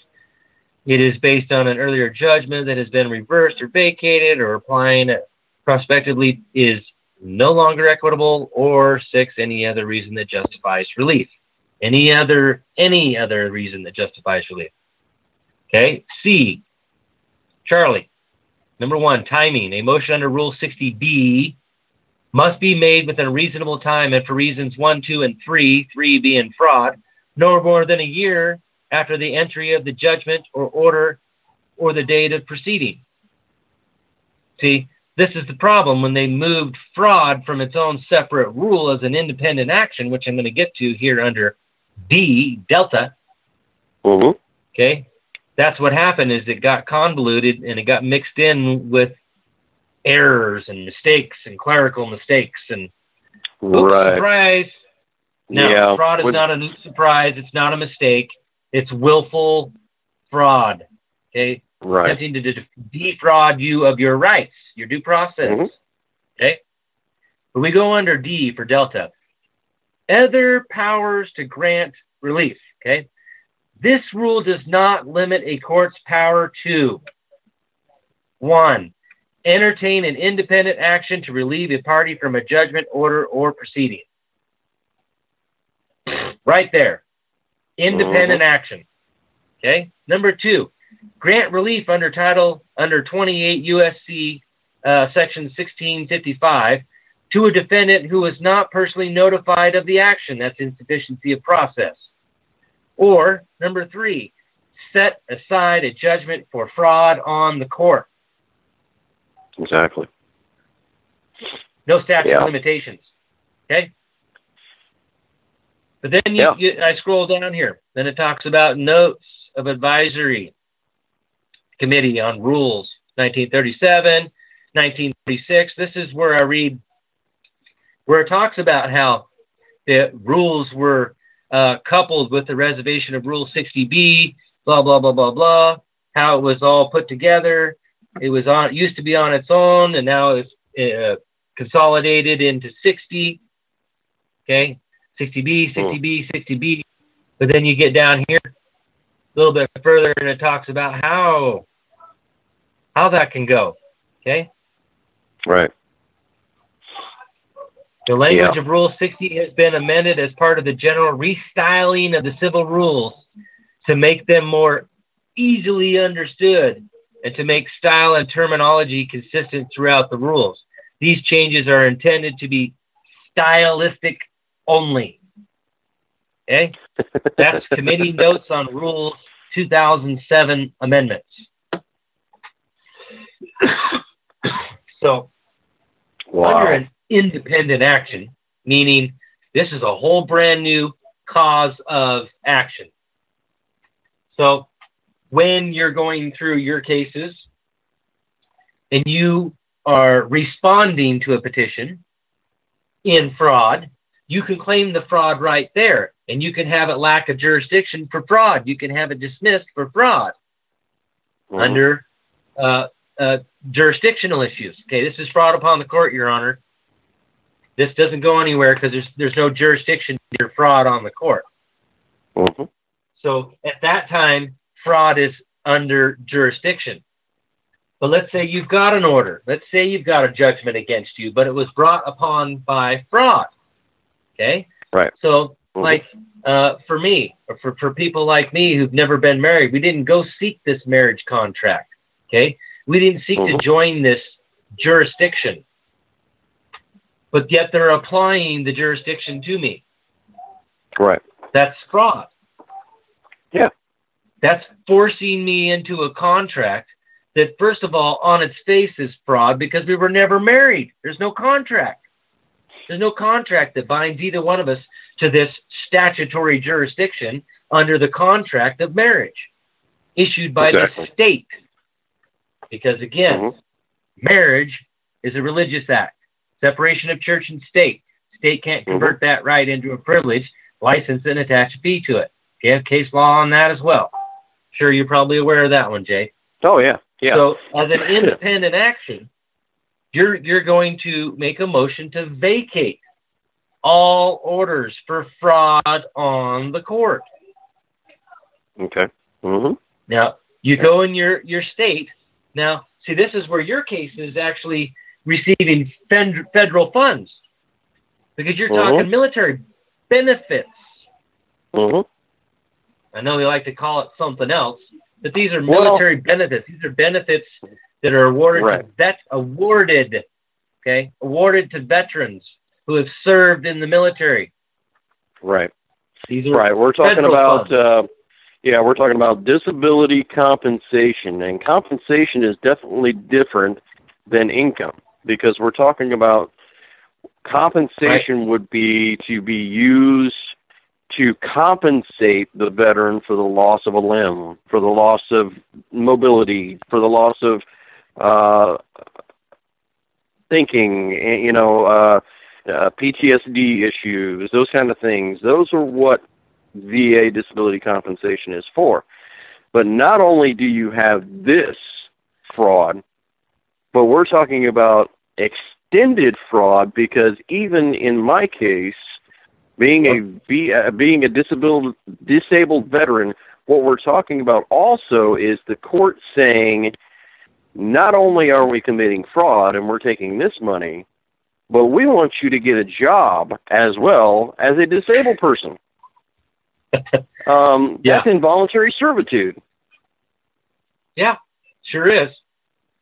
And it's unlawful. Right. There's no delegation of authority to do that. So basically what we have to do, again, you can go federal. We just actually need to find exactly which rule or which in the title and code. We need to find out what code codifies the law that protects us veterans from having our benefits, compensation converted into, or what they say, the state says under their statutory law, converted into income, which is not an income. Article 1, Section 8, Clause 1 defines what income and commerce. It's about commerce between a state and another state, or between a foreign country. That's it. Mm-hmm. Not me mowing my neighbor's lawn for $25 a week. That's not income. So anyway, so we got to find the statute, the code, the United States Code, that gives the federal district court the jurisdiction to hear the subject matter. That's how this all works. And I can guarantee you, the second you file it, you're going to get a Rule 12b motion for dismissal, to vacate, to dismiss, whatever, with prejudice, for lack of jurisdiction, for failure to state a cause of action for which relief can be granted. Well, correct. And correct. That's and I believe that you've got. Automatic. I believe that you've got a few. You've got, 38 USC 5301. 5301 has to do with the Veterans Disability Compensation. Now, what was used before, also in Rose versus Rose, where they completely destroyed and screwed everything all up, that was 38 USC 211, which has now been replaced by non-sequential 38 USC 511. Okay. So in that... So what you have to understand here is you're actually going to be bringing a suit at law. Right. What does the law say? That's what we do when we go to federal court. Suits at law. These are one of the only courts that we have left in the land that are actually operating within the Constitution under Article 3, Clause 2. Absolutely. And what we're talking about is when we're declaring fraud upon the court. I mean, really, this is a suit at law. We're really talking about the fact that these judges, because they have done what they have done, and they know that the Veterans Judicial Review Act of 1988 protects and says these veterans, the Secretary of the Department of Veteran Affairs makes all decisions in these matters of benefits for these veterans. And it also states, if a judge rules against you, they have lost their judicial immunity. So guess what? We're filing a lawsuit, and trust me when I say we're filing a lawsuit for $5 million. Easy. All right. So when you go to do this, if it were me, following proper procedure under Federal Rules of Civil Procedure 5.1, declaratory judgment, this is part of your case. You have to file it with your case, and it brings it into another court. Okay. This is another motion. You're seeking declaratory judgment to declare the state statute, rule or policy, or administrative rule or policy, whatever. Again, back to Article 6, Clause 2, anything in the Constitution or laws of a state to the contrary are notwithstanding. Okay? So this is how you seek declaratory judgment and declare that statute, rule, regulation, policy, administrative rule, whatever, unconstitutional. It is unlawful to convert your compensation for disability for serving in the military as a disabled veteran. Okay, you're being compensated because you were disabled in service. Okay, that is a violation of your right. Somewhere along the line, there's a right there. Okay, it's not income, and so I would seek to have whatever statute, rule, regulation, policy they're trying to impose and use, because they're going to have to list that all out when this all comes down to it. Well, this is what our statute says. This is what our administrative rule says. This is what our policy says. Yeah, keep on listing out every single spot there, guys. Go ahead, you do that. And then when it goes up to the federal court, and they got to weigh that out and go, well, on this side, this is the way it is over here, rights-wise, and it's in violation of the supreme law. So this statute's in violation of it. It's hereby abolished. This state can no longer use that. And see what happens when you do this is it creates further protections for everybody else. Exactly. Mm-hmm. Okay. Yep. And so that's what we're shooting for. Absolutely. The Equal Protection Clause in the Constitution itself, not the 14th Amendment. Anytime you hear me talk about the Equal Protection Clause, I'm talking about the Constitution itself, not the amendments. Correct. And I'll have to pull that up exactly where it is, but I think it's Article 4. But anyway. Yeah, I believe Article 4, Paragraph 2, yeah. Yeah, the Supremacy Clause, Article 4, Paragraph 2, I believe. That Article 6 Clause is the Supremacy Clause. Yeah, 6-2, yeah. What I'm talking about is the Equal Protection Clause. What's good for the geese is good for the gander. I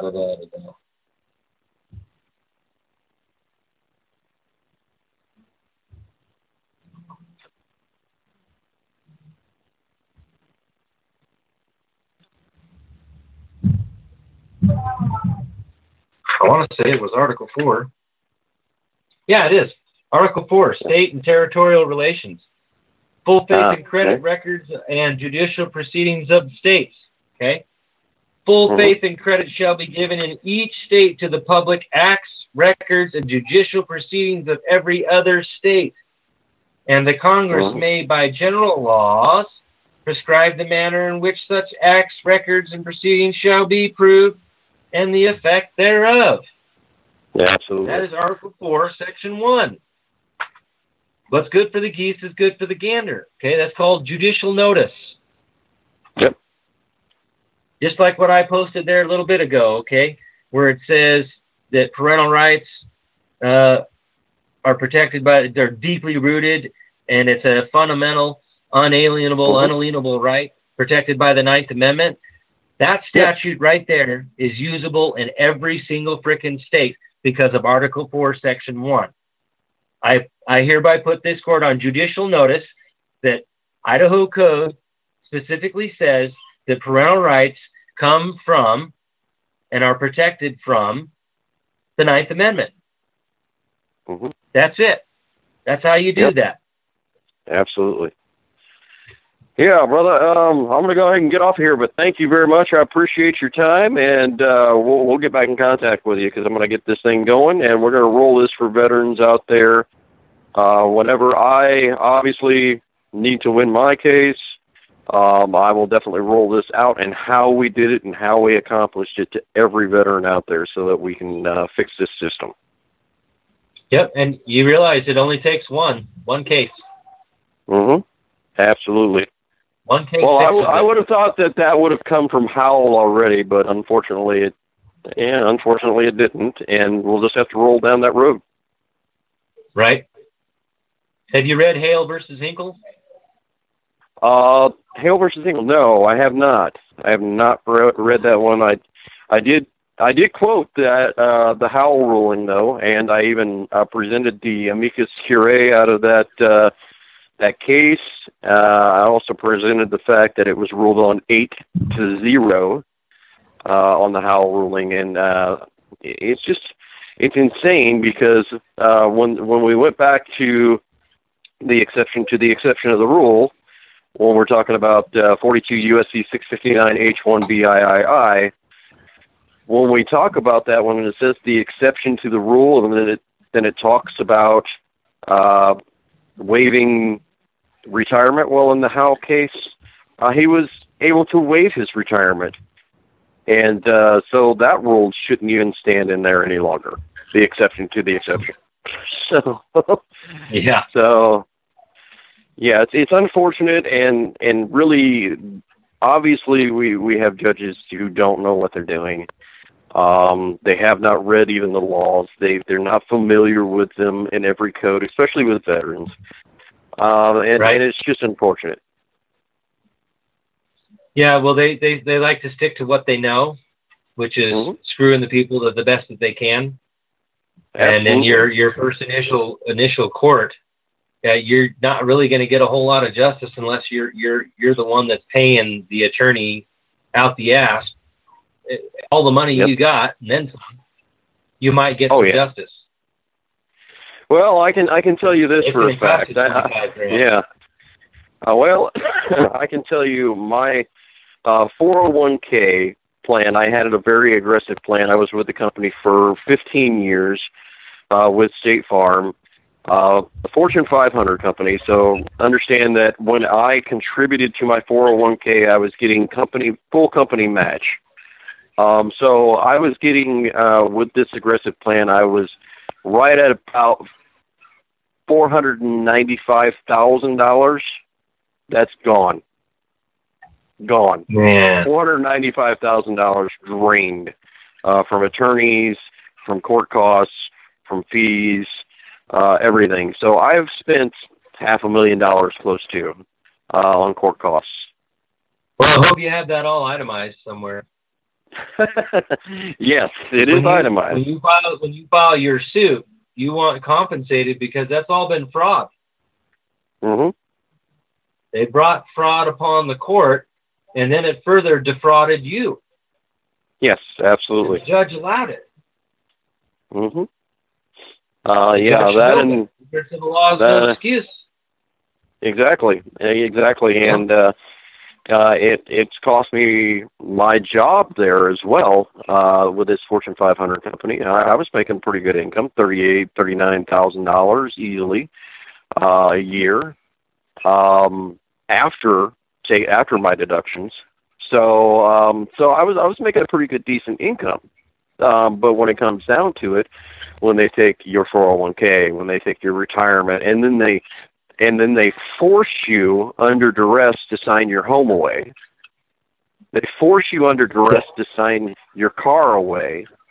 Those things are really tick-tacky after a while, and they start to add up. But at the same time, it's like, okay, it's a house. Okay, it's a car. So what? What I'm more interested, though, in is that these judges are held accountable, number one. And number two, I never tried to take my children away from their mother. I never will. The full intention, though, of this whole process for me is to get back down to the nitty-gritty of I need to force her hand. And if I take away the money aspect of that, and you're not getting any income off of me as a disabled veteran, okay, well, now there's no incentive in it for you to not give me 50-50 custody. And more than likely, you'll want to give me 50-50 custody because I'll be paying for them half the time. That's the whole incentive behind this. I'd be curious to see actually what happens there if that were to happen because,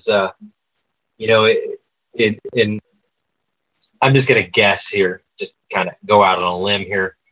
But when you get somebody who's doing it all for the money and to screw you around, and when that all comes to a halt and everything changes, there's nothing left to fight over. And I mean, obviously going to try and make up something else. But the thing is once you get it to that point, they may just give up and say, you know what, you can have your kid. Yeah. Great. Well, I want child support from you. Exactly. You're so adamant about getting it from me, stealing it from me by fraud. Now it's time to, put the shoe on the other foot and follow through. All right. Definitely. And that's why that's why when I asked to make this order, I asked the judge to make this order void ab initio, and he looked at me like, "Oh, you're crazy, you're nuts." And the other attorney said, so you're asking her to pay back all of what he's paid in VA benefits? Yeah, you took it illegally. You stole from someone. By fraud. Right. So yeah, it's very interesting how this turned out, but at the same aspect, I know even more that I'm right. It's really funny when you walk into court and you're so confident and you know what you have filed is correct and you know it's right.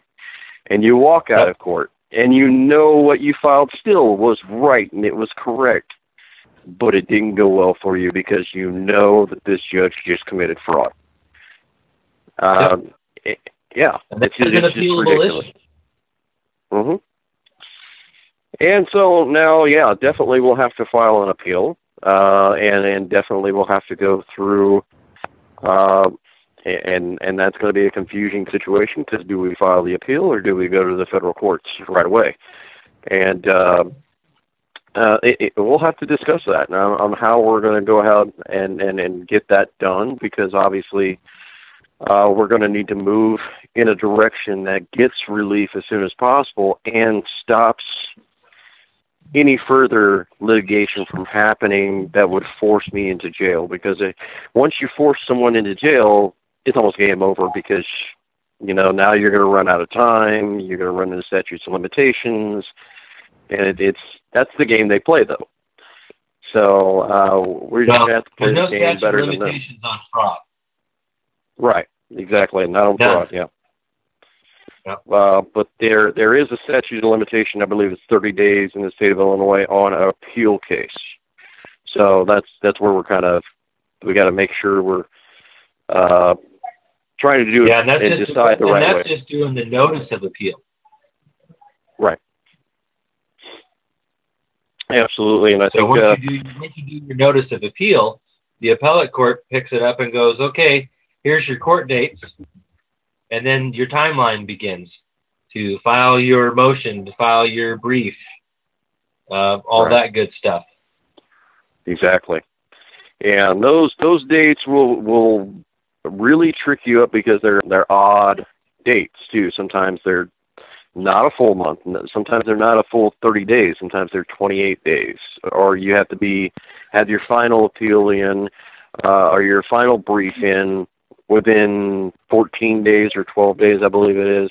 So the odds are they're trying to get you to make some type of an error is what it is in your filings. And that's why they try and make it as confusing and convoluted as they can. Instead of just getting, okay, you get 30 days here, 30 days here, 30 days here.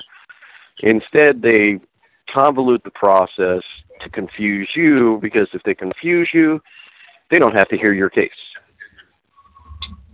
Yep. They can summarily dismiss your case. Exactly.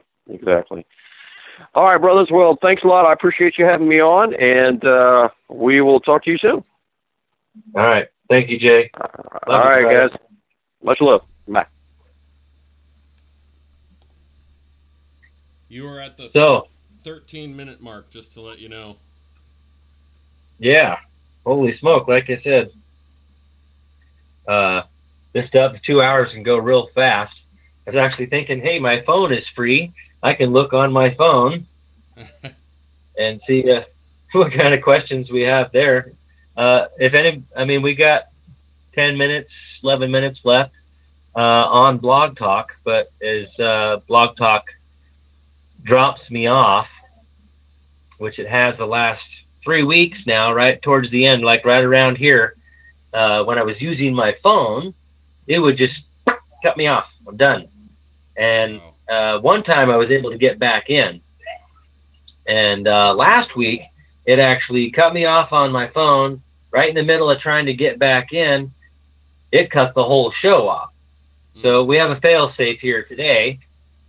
Thank you, Ted Fogg, very much for hosting the video and stuff here. Ted does some really good stuff for us, and this is the second attempt at doing this. So I'm learning as we go here, even though I'm pretty tech-savvy as in building computers. I'm not on the technical side like Ted is doing the video stuff, and so things are going to get a little bit better and more fine-tuned here as I learn more. And but I do want to give a shout out to Ted Fogg. He's putting this together and multicast streaming this through Kirk's Law Corner of the Page, the Marchus YouTube, and Twitter and who knows wherever else where it's going out All there. over And the world. internet land, the information highway. Do want to thank our sponsors, the Future of Our Children, Brian Kinter, Neil Shelton, Randy Davis, and Cheyenne Davis. They all have other shows on the Future of Our Network. Check those out. Jay Moss and Bud Bino, they're on tomorrow night, although Jay is taking the night off. So it'll be Bud Bino and their other Jesse Weiner and Bud Jesse. Bino hosting. Yep. Jesse Weiner and Bud Bino. Okay, so they're going to run the show tomorrow night.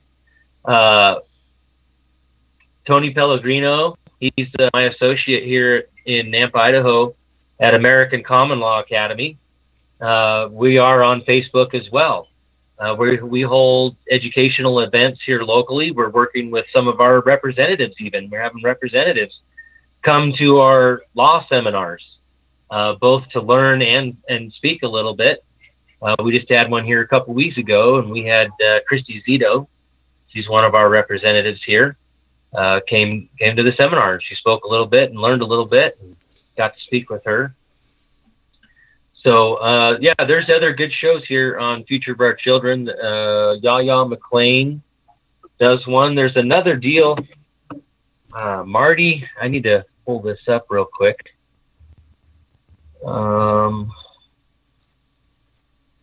Brian Kinter and Randall Stone wanted me to put this out. Let's see, open in tab so I can see it. It's on Blog Talk Radio.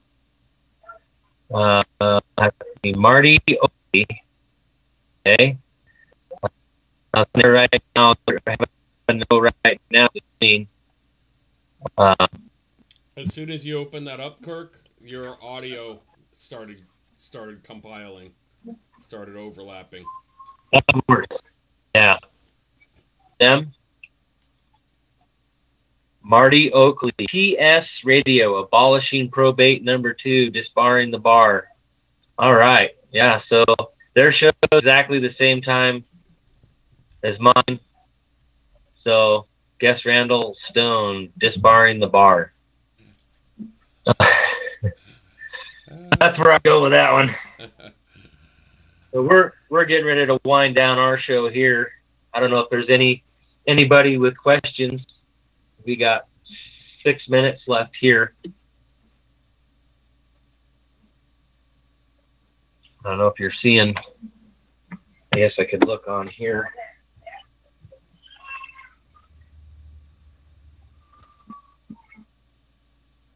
I'm looking over the Facebooks here.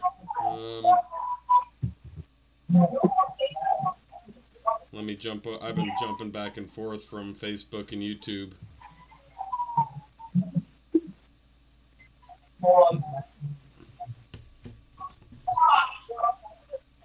Well, just in case. The last chance, everybody. If you have a question, call in the show. There's just a few minutes left. If we get into the question, we can move this show from Blog Talk to just social media only.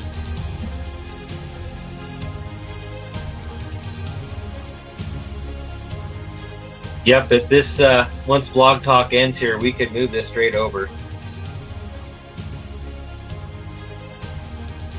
Oh, Tracy Ross, someone owes me an explanation on taking back authority. Yeah, it's right in the books. Read it. Sarcasm.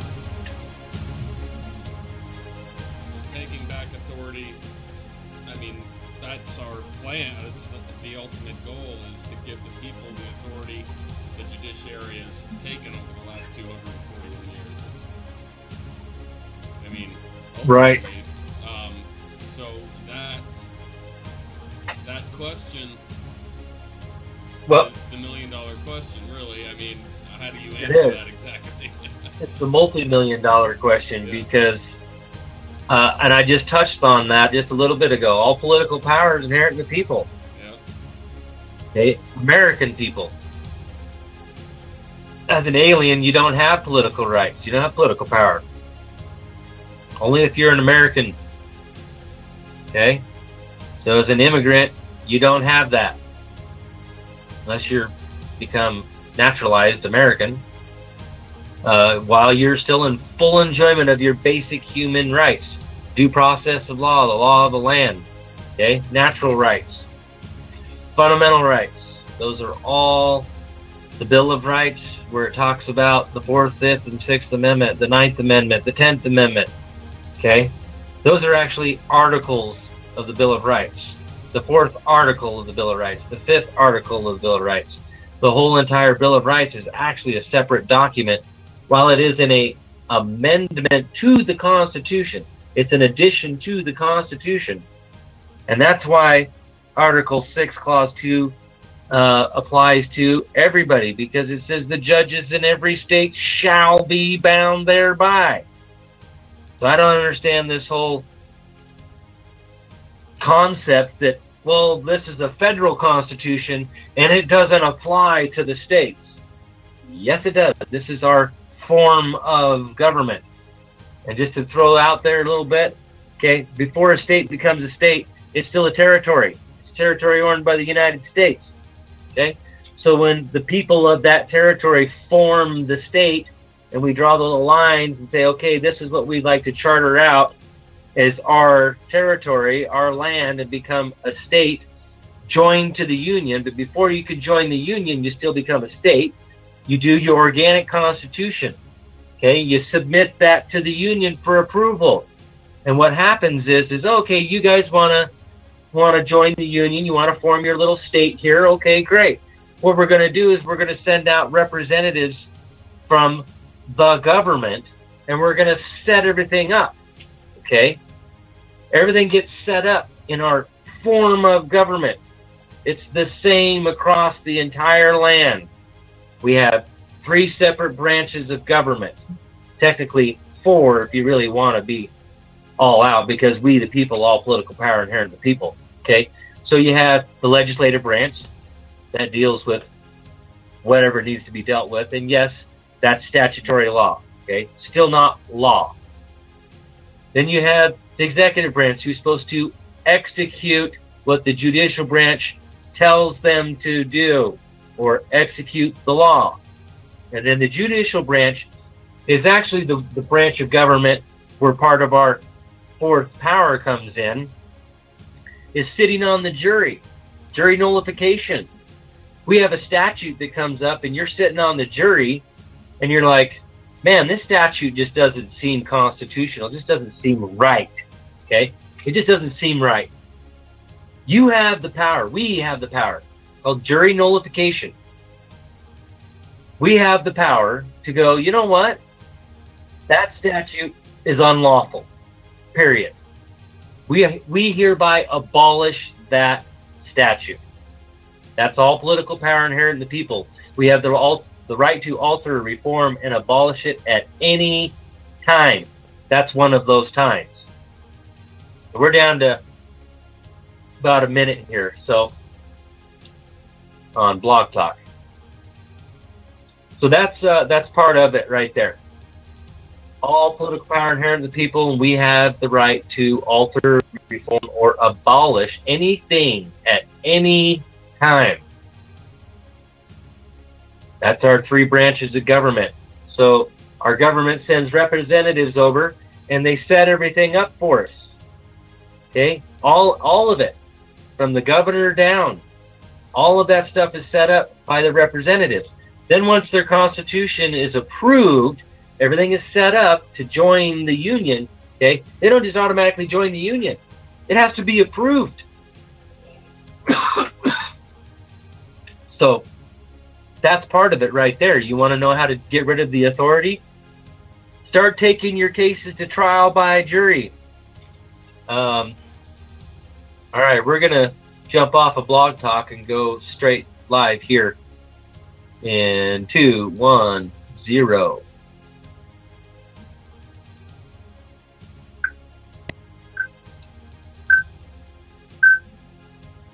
Okay. We should be. Thank you for using Blog Talk Radio. Goodbye.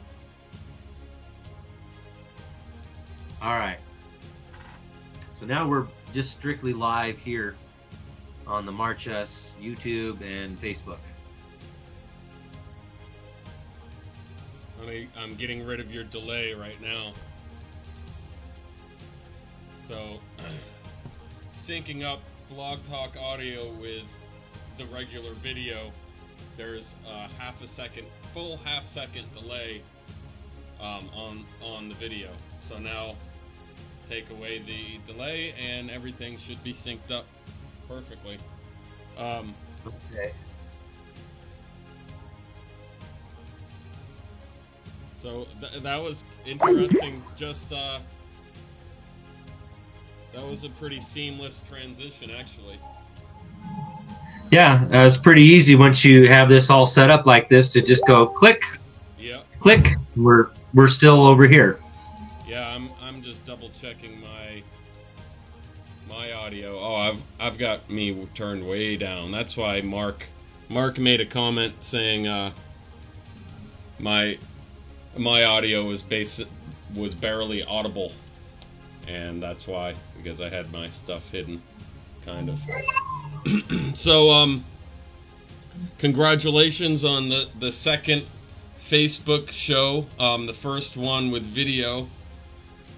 I don't have my camera all set up. I've got my good camera set up on Zoom, and the other camera is somewhere missing.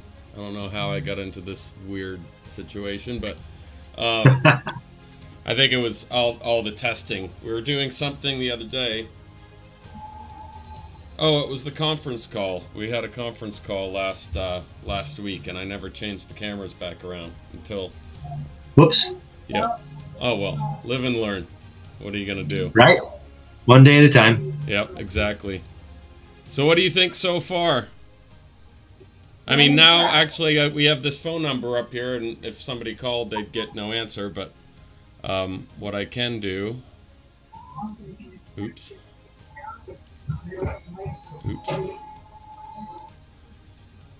Is that number... I have to get rid of this and this. If people still wanted to call in real quick, there's the phone number. It's 669-900-683, and then you type in the meeting ID 246-841-476. If you wanted to ask Kirk a question real quick. Thank you, Helen Taylor, for sharing in Missouri.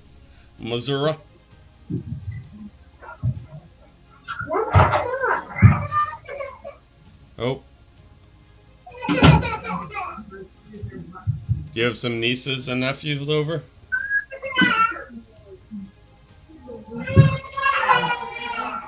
Oh, yeah. Yeah. You're hearing...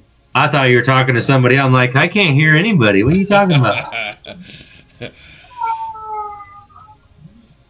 All right, man. Well, I'll leave it to you. We can keep on going.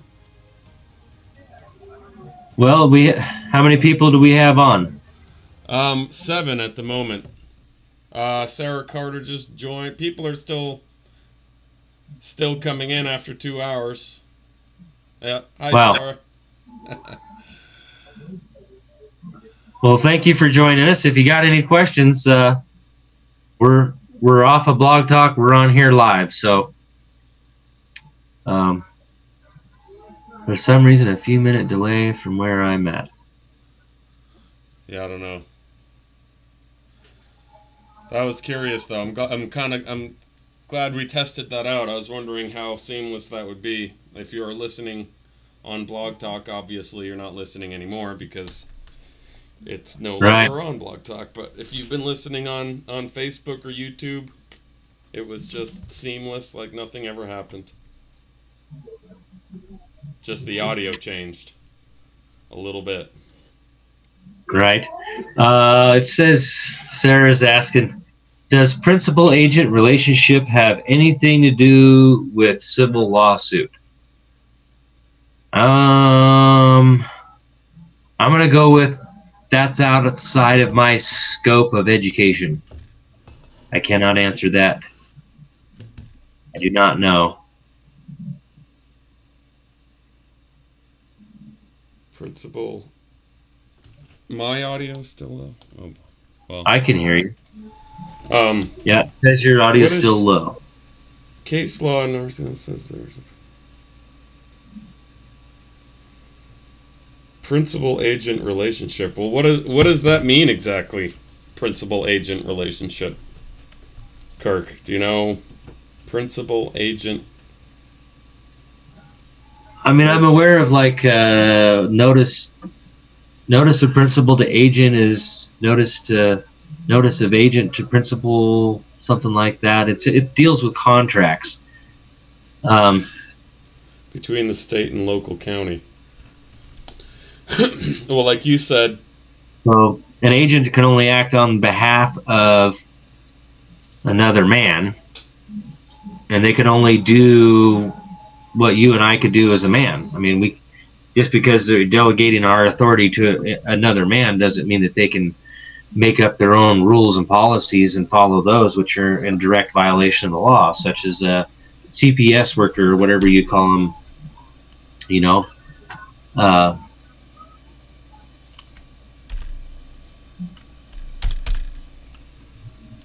Rebecca says she's not getting sound either. They're getting sound. Mark says it's okay. But there is the Sarah, if you want to call in, there's the number 669-900-6833. Meeting ID 246-841-476.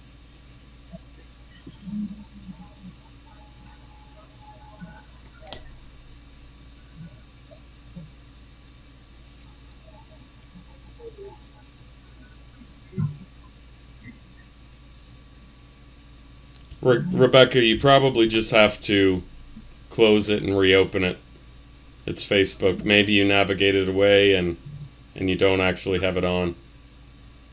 You're just watching the preview. Right.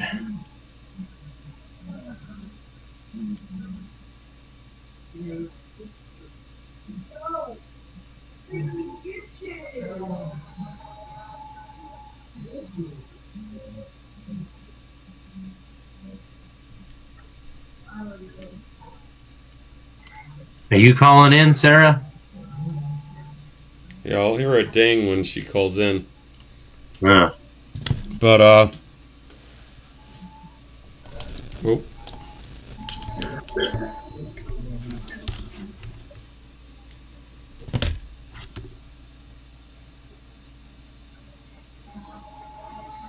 You know, I missed Crystal tonight. She didn't call in. Yeah, I noticed that. I thought she would be the first caller. And then there was a lady who's going to call in. She ended up having to work late. So she messaged me and said she couldn't call. So I'm glad Jay was able to make it. But overall, I think it was a good show. Whether or not Sarah calls in, I think that was a really good, you know, a good test of how the show is going to be in the future. There's another scene if you end up having a guest on that can be on camera.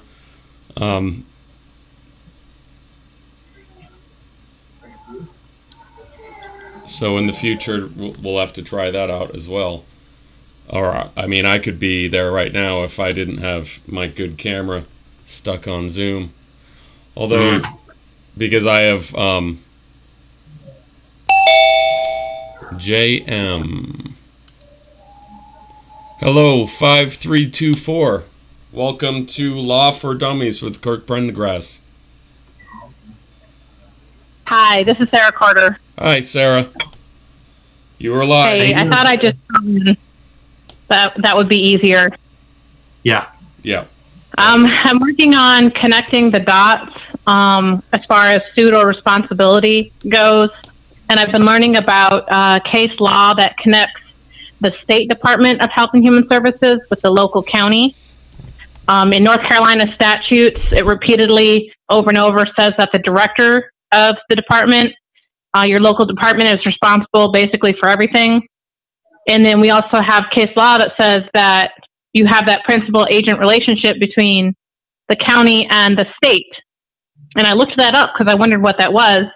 and basically it's acting legally as an extension of the greater party, I guess.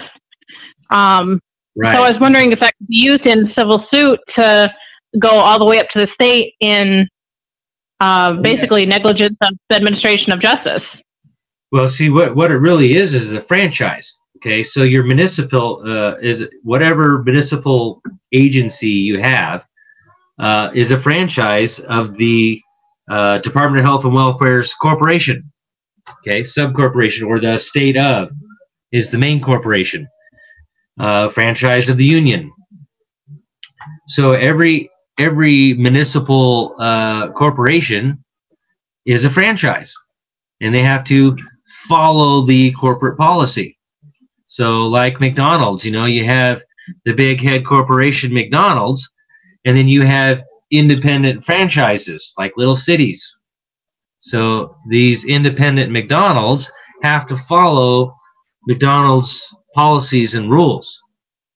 So even though they may run little specials and that kind of stuff in their local franchise, they can't go outside of the corporate charter. And that's what a writ of does is hey, where's your proper delegation of authority to act this way? And you better be able to prove it within the law. We're running into a problem in North Carolina where all our local DSS agencies are like, no, we're not beholden to the state's policies and procedures. And then the state will say, no, we have no control over the local department. And so I didn't know if because we have a lady or several people, we think she goes by different names, to be honest, who will quote unquote investigate your case through the state. But she never actually does anything. Okay, so and what I was learning, I want the list of the names of who owns this corporation. Who's responsible for this municipal corporation? Yeah. Somebody needs to be held accountable. And where's your corporate charter at? We were thinking about I can't operate a corporation inside the state of Idaho without seeking permission from the head corporation. I have to be under franchise. Every city's under franchise from the state. Well, how does the county commissioner board tie in? Because our director of the DSS department is supposed to be a secretary on the board of Health and Human Services. And I found out that my county manager is self-proclaimed head of the Department of Social Services. So I nabbed him in connection there. But how do we get the county board of commissioners? Because I only know 2 county board of commissioners that are on the board of social services. I wouldn't know how to tie the whole county commissioner in there. Would that also be a principal agent relationship, but between the department and the county? Well, he's going to be on the list of the franchise, the corporate franchise, whatever that DSF or whatever it is. I want everybody's name who's part of this corporation. That would make sense. I have a county commissioners board meeting, I think tomorrow night, and it's gonna be ugly. Thank you for answering my questions. Anytime you're going up against this corrupt people, it's a battle and a half. Bring some people with you. Bring some people with pens and paper, and write down everything that they see and hear. Document. Yeah.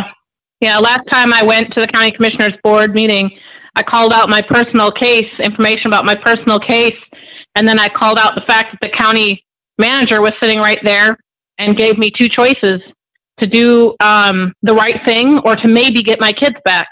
And he sunk pretty low in his chair, all red. Wow.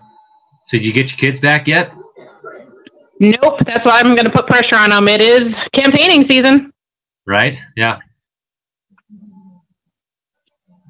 So, but thank you. I'm gonna look into that further. All right. You're welcome.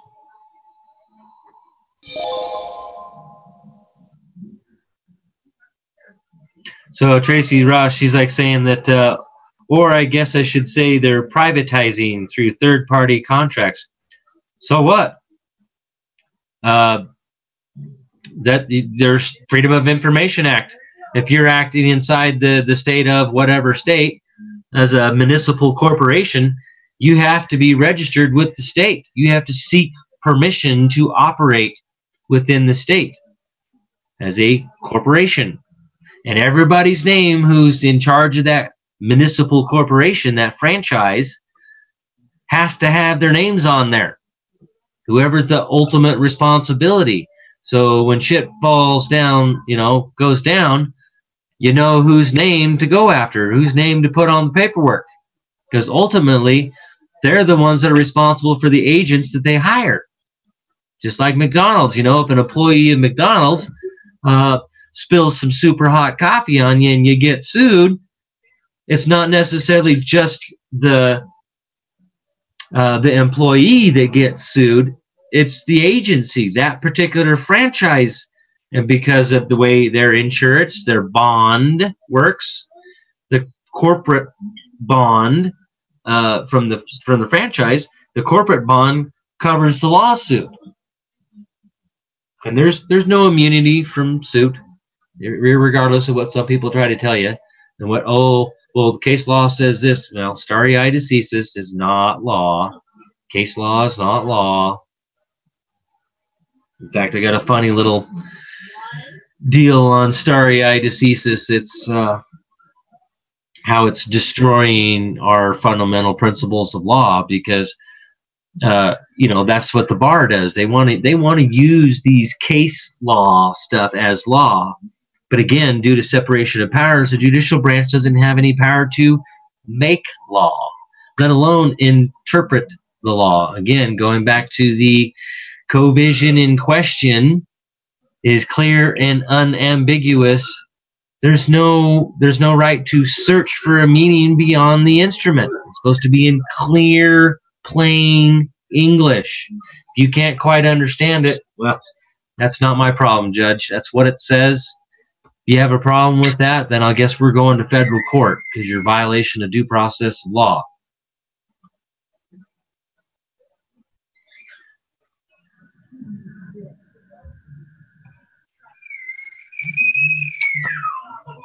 All right, Ted, I think I'm done. I want to thank everybody for listening in tonight and a few questions. I hope this was an educational show. Yep, it was a good second show, Kirk. Or what number show is this? When did you start doing the Blog Talk shows? Oh shoot, it's been over a year now. Oh wow. Well, I'm glad that the first video version went well, and as people get used to hearing you on Mondays, people will call in more and more. So now we have a good picture we can use to promote the following shows. So awesome. Yeah, man. So have a great night, everybody. Don't forget Far From Normal tomorrow at 8 p.m. Eastern. And you can find us at American Common Law Academy on Facebook. We got Lee Arthur Rice, Tony Pellegrino, myself. We have Angela Peru. She's a Bales bondsman. So we're kind of put together a pretty good group of people there. And then we have Fred Kelly Grant. I mean, it's just amazing mind with that man. Awesome. Yeah. Will you be having these people on your show once in a while? Yeah, I may actually try and go out to ACLA and actually do a broadcast from out there. Oh, sweet. And we'll just a video broadcast from right there. Perfect. That's a great idea, man. All right. All right, bro. Have a great night. Thank you all for listening and tuning in. I'm just a guy just like you, just trying to help educate the people.